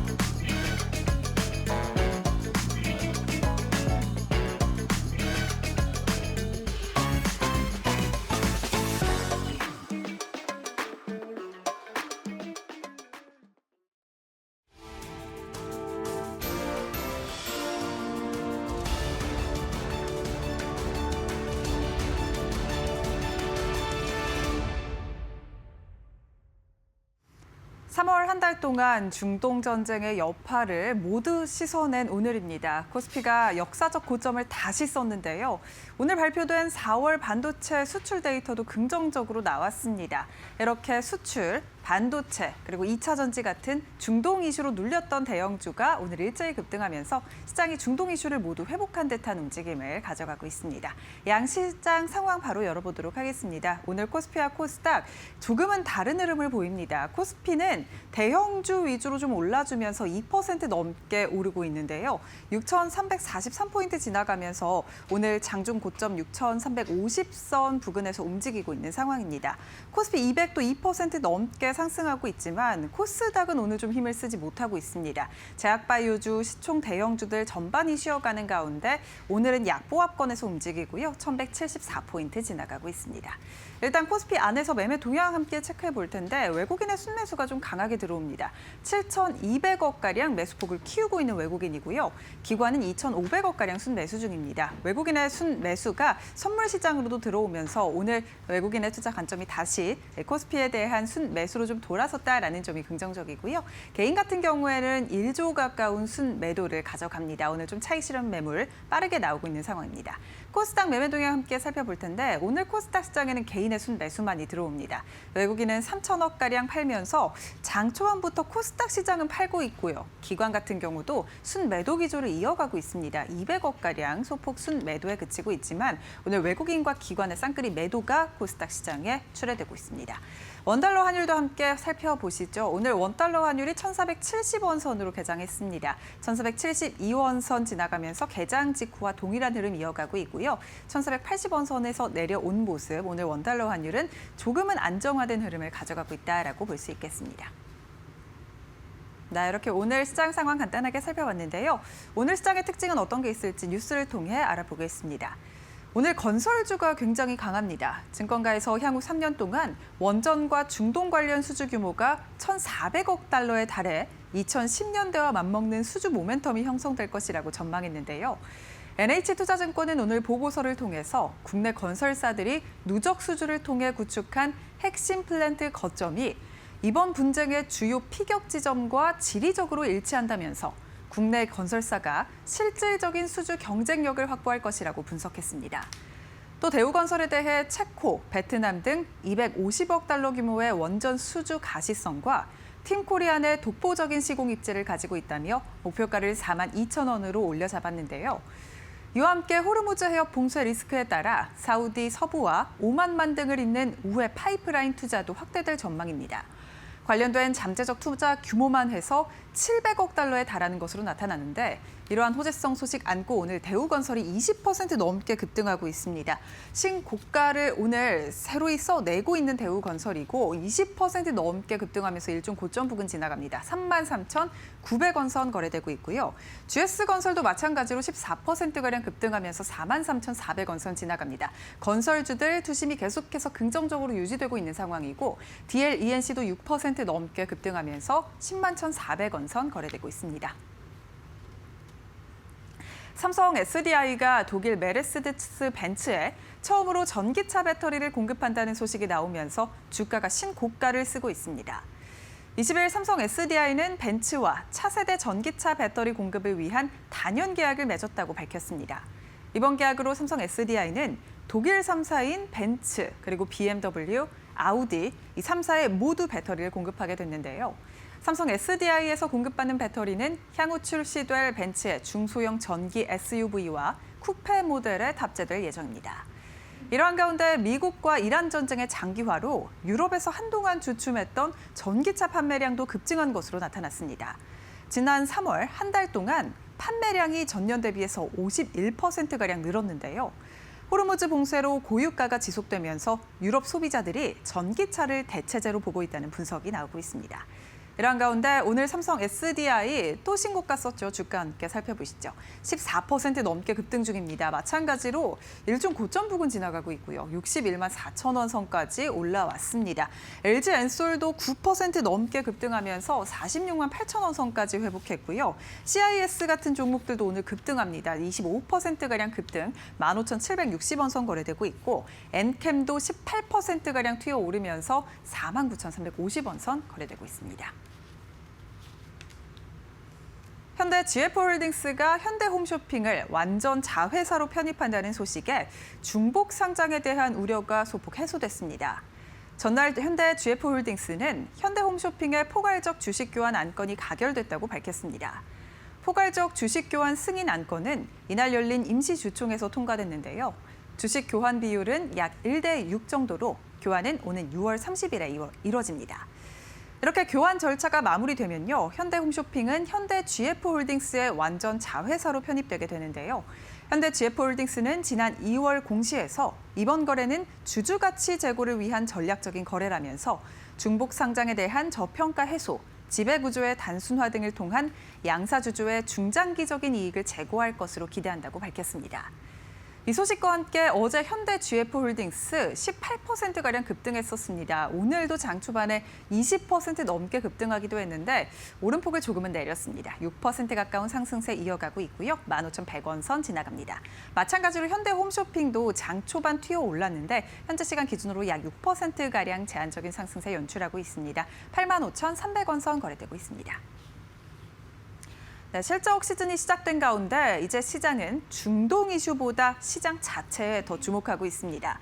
반도체 그리고 밸류업 등 정책적인 뒷받침도 함께 되면서 코스피가 8,500을 갈 것이라는 JP모건의 전망도 있었는데요. 이 같은 분석이 나온 지 하루 만에 전고점을 돌파했습니다. 향후 우리 증시 투자 관점에서 어떻게 보면 좋을지 저희와 함께 이어서 알아보시죠.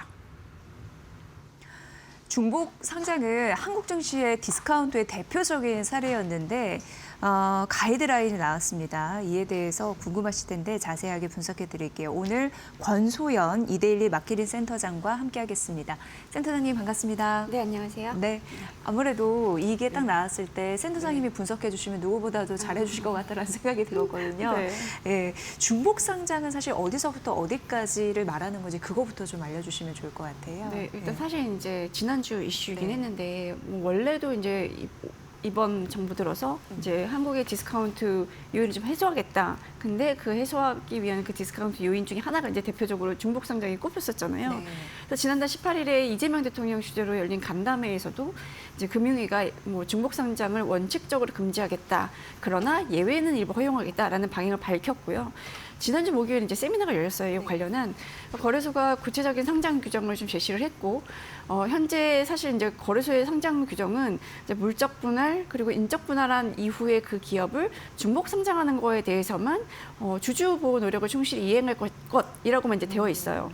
근데 이제는 이제 물적 분할, 인적 분할에서 설립한 회사뿐만 아니라 상장사가 이제 새로 인수하거나 신설한 회사를 상장하는 것까지 다 중복 상장의 범주 안에 넣어서 규제를 하겠다는 거고요.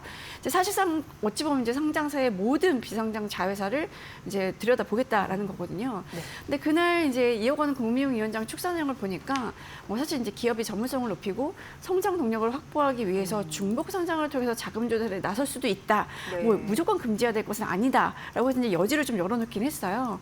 근데 이제 뭘 이제 규제를 하겠냐라고 했을 때 기준으로는 전체 주주에게 공정하고 새로운 가치를 창출하는 상장인지 아니면 이 상장의 이익이 소수에게 집중되는 이 비대칭적인 상장인지를 보겠다라고 했거든요. 네. 그래서 시장 해설 관심은 이제 원칙적으로 금지하는 건 다 알겠고 예외 조항을 어디에 둘 것이냐, 뭐 예외 조항이 무엇이냐라는 거 이제 관심이 쏠렸었는데 결론적으로는 이제 쭉 발표 내용을 좀 듣고 나서 생각을 해보니까 모회사 주주들이 동의했을 경우, 그러니까 이 중복 상장 그러니까 상장사의 비상장 자회사를 상장할 때 모회사의 주주들이 시끄럽게 반대하거나 이러지만 않으면 된다. 네. 그러니까 모회사 주주들의 동의가 어느 정도 있을 때 그런 경우에는 예외를 허용해주겠다라는 게 이제 핵심이었던 것 같습니다. 네. 그렇다면 이제 거래소가 어떤 식으로 중복 상장에 대한 것을 뭐 심사하고 승인할 건지 이것도 참 궁금해지는데요. 그렇죠. 일단 네. 거래소는 질적 심사 기준에 중복 상장 특례를 마련하기로 했어요. 그러니까 중복 상장 심사 기준으로 이제 3가지를 제시를 했는데 영업의 독립성, 그리고 경영의 독립성, 투자자 보호, 제시, 약간 이렇게 이제 3가지를 제시를 하고 이 중에 하나라도 충족하지 못하면 상장 승인을 안 해주겠다라고 했습니다. 그러니까 우리가 영업 독립성이나 경영 독립성은 이제 딱 보이는 거잖아요. 이제 모회사와 자회사가 어느 정도 이제 영역이 겹치느냐, 뭐 의존도가 얼마나 되느냐, 그리고 네. 경영 독립성도 마찬가지로 지배구조를 딱 보면 나오는 건데 이제 사실 핵심은 투자자 보호 방안인 거죠. 그러니까 자회사 상장의 필요성과 자금 조달의 불가피성을 좀 따져보고 그 모회사가 기업 설명회라든가 뭐 주주 간담회라든가 뭐 설문조사 이런 것들을 통해서 주주들과 우리 이 자회사를 상장해야 됩니다라고 왜 상장해야 되는지에 대해서 충분히 소통을 했는지, 그리고 주주의 의견을 실제로 반영했는지를 이제 심사를 하겠다고 했고요. 그 모회사 일반 주주의 동의 여부를 이제 심사 항목에 명시적으로 포함을 하겠다고 했어요. 그러니까 이렇게 되면 이제 지배주주, 보통 우리가 소위 말하는 오너 일가의 단독적인 의사결정을 이제 원천적으로 배제를 하는 건데요. 그 모회사의 이사회도 이 자회사 상장이 일반 주주들에게 미치는 영향을 이제 구체적으로 평가를 하고 이걸 공시를 해야 됩니다. 그래서 만약에 이제 자회사가 상장을 했을 때 뭐 예상되는 디스카운트 효과라든가 뭐 배당 효과, 그리고 이제 지분 매각 효과, 뭐 일부 보유하고 있는 지분을 또 이제 구주 매출을 하기도 하잖아요. 네. 이런 거에 따른 효과, 이런 것들을 이제 일반 주주 관점에서 산출해서 이거를 이제 공시를 해야 되는 게 의무화가 된 거예요. 네. 그래서 이제 이 주주 영향 평가를 바탕으로 보호 방안을 마련해서 공시를 하고 그리고 주주와의 소통을 거쳐서 이제 찬반 의견을 결정하고 공시하고 이걸 자회사 통지를 해야 돼요. 그래서 일각에서는 이제 주주총회를 열어서 이 주주들이 이 자회사 상장에 대해서 찬성하는지 반대하는지 이런 것들 의견을 모아가지고 이제 결정하는 뭐 이런 방안도 좀 제시가 되긴 했는데 그래서 어쨌든 이제 이 거래소 규정 개정안을 자구적이 마련하고 상반기 중에 개정 절차 완료해서 한 7월부터는 새로운 제도를 시행한다는 방침인데요. 뭐 사실 이제 여당 내에서도 이런 중복 상장에 대한 여러 가지 이제 법안이 좀 논의가 되고 있는데 뭐 예를 들어 중복 상장할 경우에 신주의 25%에서 70% 정도를 모회사 주주에게 의무적으로 배정한 내용 뭐 이런 것들이 담긴 자본시장법 개정안을 좀 논의 중이긴 합니다. 네. 그런데 그간 기업들은 왜 이렇게 쪼개기 상장에 열을 올렸던 건지 어떻게 보세요? 이게 어쨌든 자금 조달을 하는 데 있어서 이것만큼 가성비가 좋은 방법이 없어요. 네네. 그러니까 한국은 사실 이제 오너 중심의 지배 구조가 많잖아요. 우리나라의 이 재벌이라는 단어가 사실은 우리나라에만 있는 단어인데 약간 이제 고유 명사처럼 쓰이고 있어요. 한국의 이제 특이한 지배 구조를 대변하는 이제 단어인 건데 그 예를 들어 이제 배터리라든가 바이오 사업처럼 대규모 투자 자금이 필요한 사업들이 있잖아요.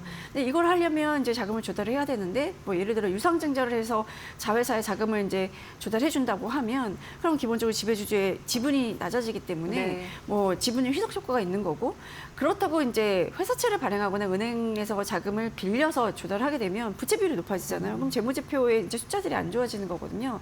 그러니까 이제 한 회사 중에 키워야 될 사업들이 있으면 이 특정 사업을 따로 떼어서 물적 분할한 후에 이걸 상장을 하면 오너 기업, 그러니까 지배주주의 지배력을 유지를 하면서 이제 자금도 확보할 수 있는 방법이 되는 거죠. 그런데 이렇게 이제 쪼개서 상장하는 기업이 많아지면 이제 오너 입장에서는 지주사 지분 일부를 갖고 있는 걸로 그룹 전체에 대한 지배력을 행사할 수가 있게 되는 겁니다.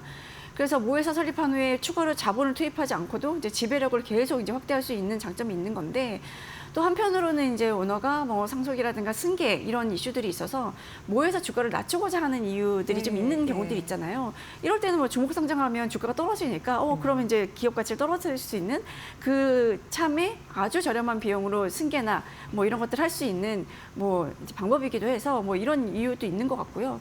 사실 과거에는 이런 중복 상장이 문제다라는 인식이 그렇게 크지는 않았기 때문에 그보다 절차상으로 어렵지도 않았거든요. 그러니까 줄줄이 이런 방법들을 많이 써왔던 거죠. 네. 과거에는 사실 이제 쪼개기 상장이 이렇게까지 문제는 안 됐었습니다. 근데 최근에 이제 많이 부각이 된 거고요. 예. 옛날에는 사실 이제 순환투자 구조였잖아요. 네네. 그러니까 뭐 이 기업이 이 기업의 지분을 갖고 있고 이 기업이 또 이 기업의 지분을 갖고 있고 그래서 오너는 이제 최초에 이 기업 지분만 갖고 있으면 이제 순환투자 구조를 통해서 그룹 전체의 지분을 그러니까 그 지배력을 유지할 수 있는 구조였는데 뭐 이게 이제 그러니까 그 외환위기 때 이제 문제가 되고 이러니까 이 고리를 끊기 위해서 한 2000년 전으로 정부가 지배구조 선진을 하자 이러면서 지주제 체제를 유도를 했었어요. 그러니까 지주사 아래 이제 뭐 여러 자회사를 두는 방식으로 이제 유도를 하면서 그때부터 중복 상장이 좀 인기를 끄기 시작했는데 뭐 그러다가 사실은 이제 LG화학이 LG에너지솔루션을 물적 분할해서 상장하면서 이제 본격적으로 이게 중복 상장이 문제구나. 이 중복 상장을 하게 되면 모회사 주주의 지분 가치가 희석이 되고 떨어지게 되는구나라는 거를 이제 인지하기 시작했죠. 근데 원래 있던 회사의 주주 입장에서 보면, 그러니까 LG화학을 예로 들면 LG화학의 배터리 사업부가 있기 때문에 그 배터리 사업을 보고 LG화학의 주식을 샀던 주주들이 있을 거잖아요. 그런데 배터리 사업부를 물적 분할해서 LG에너지솔루션을 설립하고 LG엔솔을 상장하게 되면 LG화학 주주 입장에서는 아니 배터리 사업 성장성 보고 내가 LG화학을 산 건데 이걸 떼어 상장한다고 하니까 이제 불만이 폭발한 거죠. 그러니까 알짜 기업 떼어내서 새로 이제 상장을 하게 되면 남아있는 LG화학은 뭐지? 껍데기만 남는 건가? 이제 이런 식들이 있었고, 그때 이제 LG화학 주가가 급락하면서 이제 이 정도면 이제 선을 넘었다라는 이제 인식이 좀 많아졌고요. 그 뒤로도 뭐 예를 들어 카카오 같은 경우도 이제 중복 상장의 대표적인 사례로 꼽히는데, 이제 카카오에 투자한 주주들은 이 플랫폼이라는 이 그 비즈니스 모델의 성장성을 보고 카카오에 투자를 한 건데, 플랫폼을 기반으로 하던 사업부들 중에 알짜 사업부들 줄줄이 이제 물적 분할해가지고 상장을 한 거죠. 뭐 예를 들어 카카오 게임즈라든가 카카오페이, 뭐 카카오뱅크 이런 것들이 대표적인데, 게다가 이제 상장 자회사에서 일부 임직원들이 이제 스톡옵션 매도해서 차익 실현하면서 이제 주가 떨어지고 이런 것들을 지켜본 주주들이 이건 정말 중복 상장은 안 되겠다라는 이제 여론이 좀 커졌고요. 그래서 실제로 이제 2000년부터 2024년까지 중복 상장된 261개 기업을 분석을 해보니까 자회사가 상장된 이후에 6개월간 모회사 주가를 보니까 평균 10.81% 하락한 네. 걸로 나오더라고요. 그러니까 이렇게 이제 중복상장 논란이 일기 시작하니까 이제 상장을 포기한 사례도 좀 나오기 시작했죠. 뭐 예를 들어 LG 이노베이션 같은 경우는 LG Move IPO 이제 열심히 추진하고 있다가 철회했고요. 뭐 LS 같은 경우도 이제 증손자 회사죠. L6 솔루션 상장 결국 접었습니다.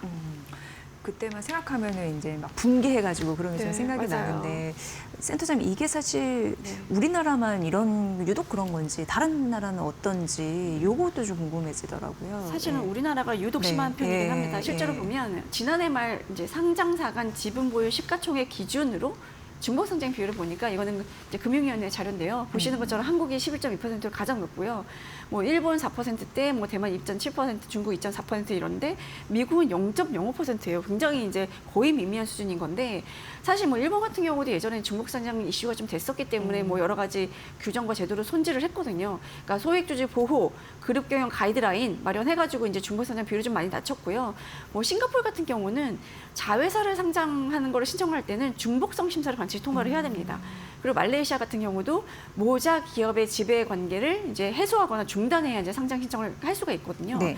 사실 미국에서는 모회사의 자회사가 함께 상장된 경우가 되게 드문데 뭐 예를 들어 우리가 생각하는 알파벳 같은 경우 구글의 모회사인 알파벳 같은 경우는 뭐 그 아래 자회사들이 상장된 게 하나도 없잖아요. 네. 그 사실 구글의 자회사들이 굉장히 많은데 뭐 테슬라라든가 엔비디아, 애플, 아마존 이런 이제 빅테크 기업들도 계열사 분리해서 상장한 곳이 없어요. 근데 이제 미국 같은 경우는 이렇게 중복 상장을 규제하고 이런 제도 자체가 없는데 여기는 사실은 이제 징벌적 손해배상 제도가 있잖아요.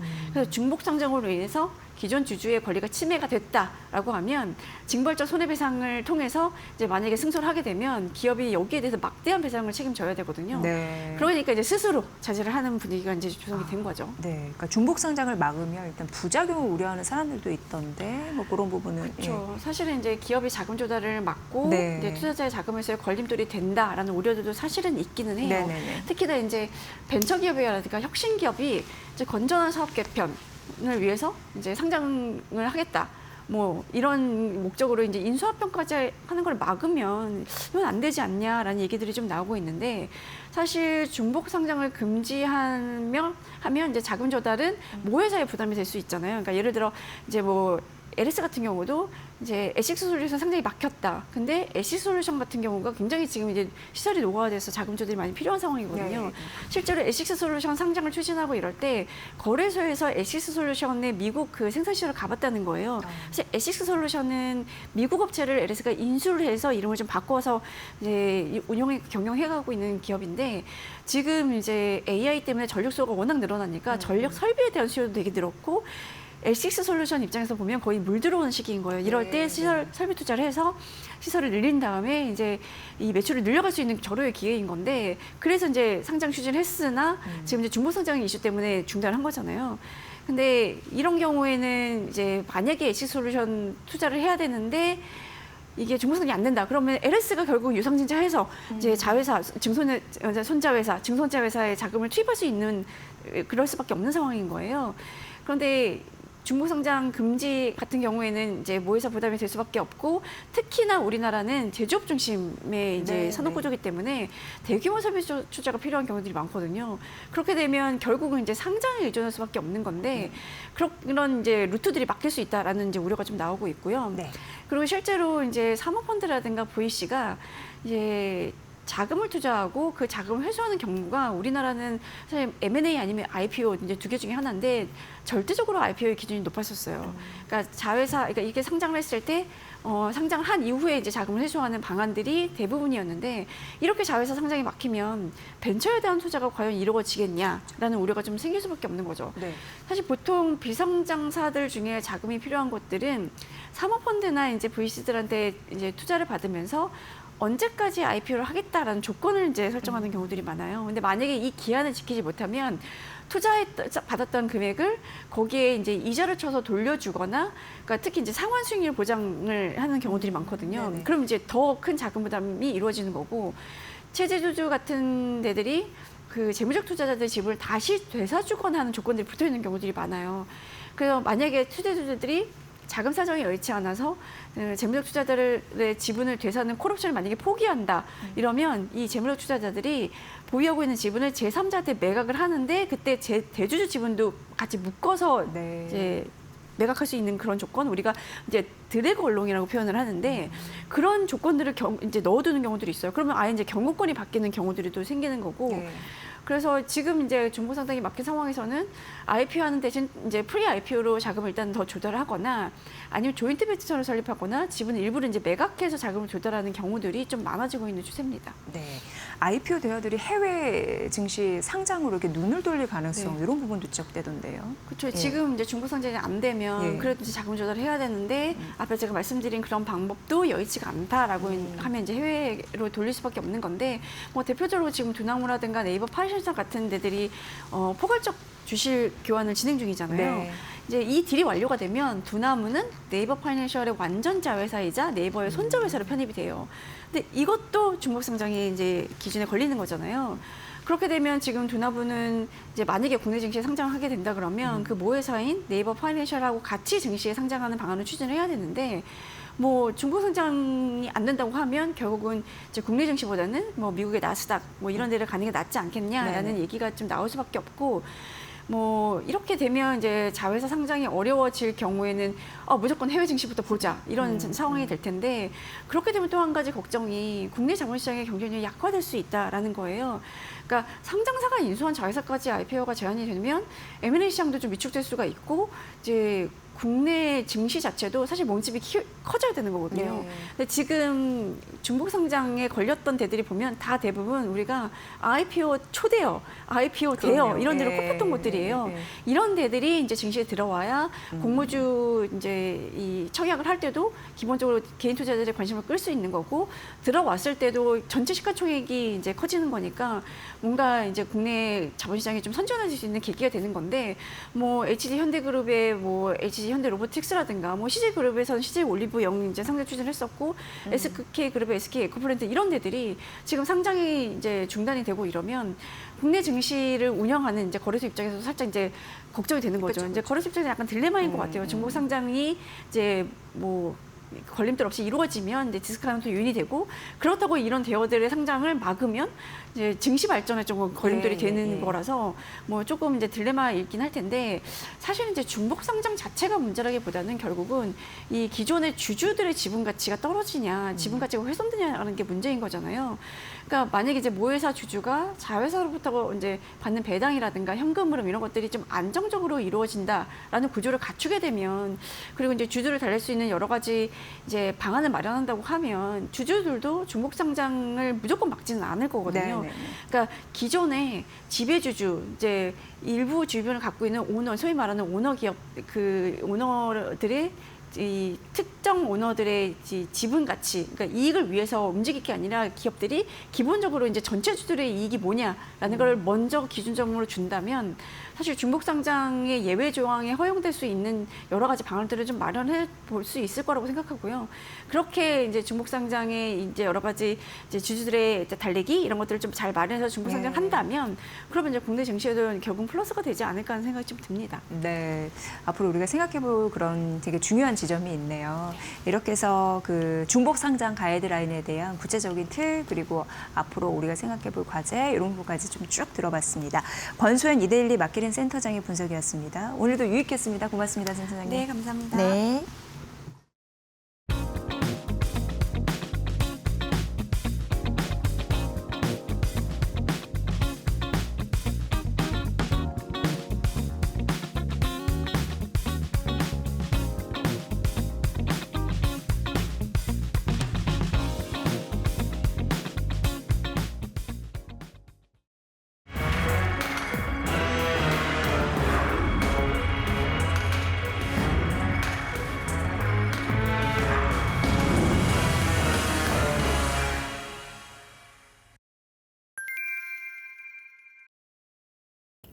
클릭 몇 번만으로 태양광 설치가 가능한 옥상 형상이 자동으로 추출됩니다. 분석이 완료되면 파란색 선으로 태양광 패널 배치가 시각화되고 가배치 도면부터 CAD 설계 도면까지 표준화된 형태로 자동 생성됩니다. 에너지 플랫폼 기업 H에너지가 선보인 AI 에이전트 헬리오스를 활용한 결과입니다. 핵심 기술은 헬리오스의 엔진 역할을 하는 설계 자동화 시스템 패스파인더입니다. 이를 통해 기존 2시간 이상 걸리던 설계 작업을 수분 내로 단축했습니다. 패스파인더 통해 가지고 AI가 돌아가고 있으니까 뭐 5분 내 진단이 되더라도 저희가 이론적으로 우리나라 전국에 있는 산업단지 지붕을 그냥 전기요금만 내고도 다 설계가 가능한 겁니다. 그러니까 접근 가능한 시장을 무한히 넓혔다. 이렇게 보는 것이 가장 맞을 것 같아요. 그동안 태양광 설치 사업은 현장 경험과 숙련 인력 의존도가 높은 산업으로 평가돼 왔습니다. 하지만 해당 솔루션을 적용하면 부지 분석부터 설계, 인허가, 시공 준비까지 전 과정의 AI 기반 표준 프로세서로 전환해 휴먼 에러를 줄이고 사업 효율성을 높일 수 있습니다. H에너지는 공급망 확대와 태양광 발전소 자산관리 구독형 서비스를 통해 수익 모델을 다각화할 계획입니다. 연에 30%에서 40%씩 성장했다고 보고요. 올해 매출 목표는 1,650억 원입니다. 그러니까 60% 정도 성장하는 것이고 길게 보면 저희가 2027년 상장을 목표로 하는데 2028년도 목표가 4천억입니다. 회사는 일본 지사 설립을 기반으로 현지 에너지 저장 장치 시장도 공략합니다. 일본에서는 전력 소매 사업자를 통해 가정용 전력을 공급하며 기존 도쿄 전력 대비 약 15% 저렴한 요금 구조를 구축했습니다. 전력이 저렴할 때 저장했다가 수요가 높은 시점에 사용하는 에너지 관리 플랫폼을 시범 운영 중입니다. 국내를 넘어 일본 시장까지 확장에 나서며 에너지 플랫폼 경쟁이 글로벌 무대로 확대되고 있습니다. 이데일리 TV 이지은입니다.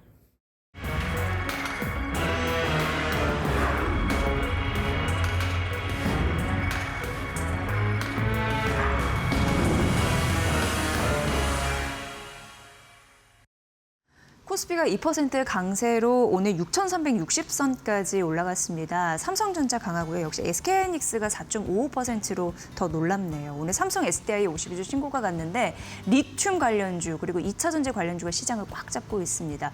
그러니까 시장은 한마디로 대형주의 실적 여기에 심리를 좀 확 쏟고 있지 않나 이런 생각이 듭니다. 저희 마켓나우 2부 내일 오전 10시 뵐게요. 함께해 주신 여러분 고맙습니다.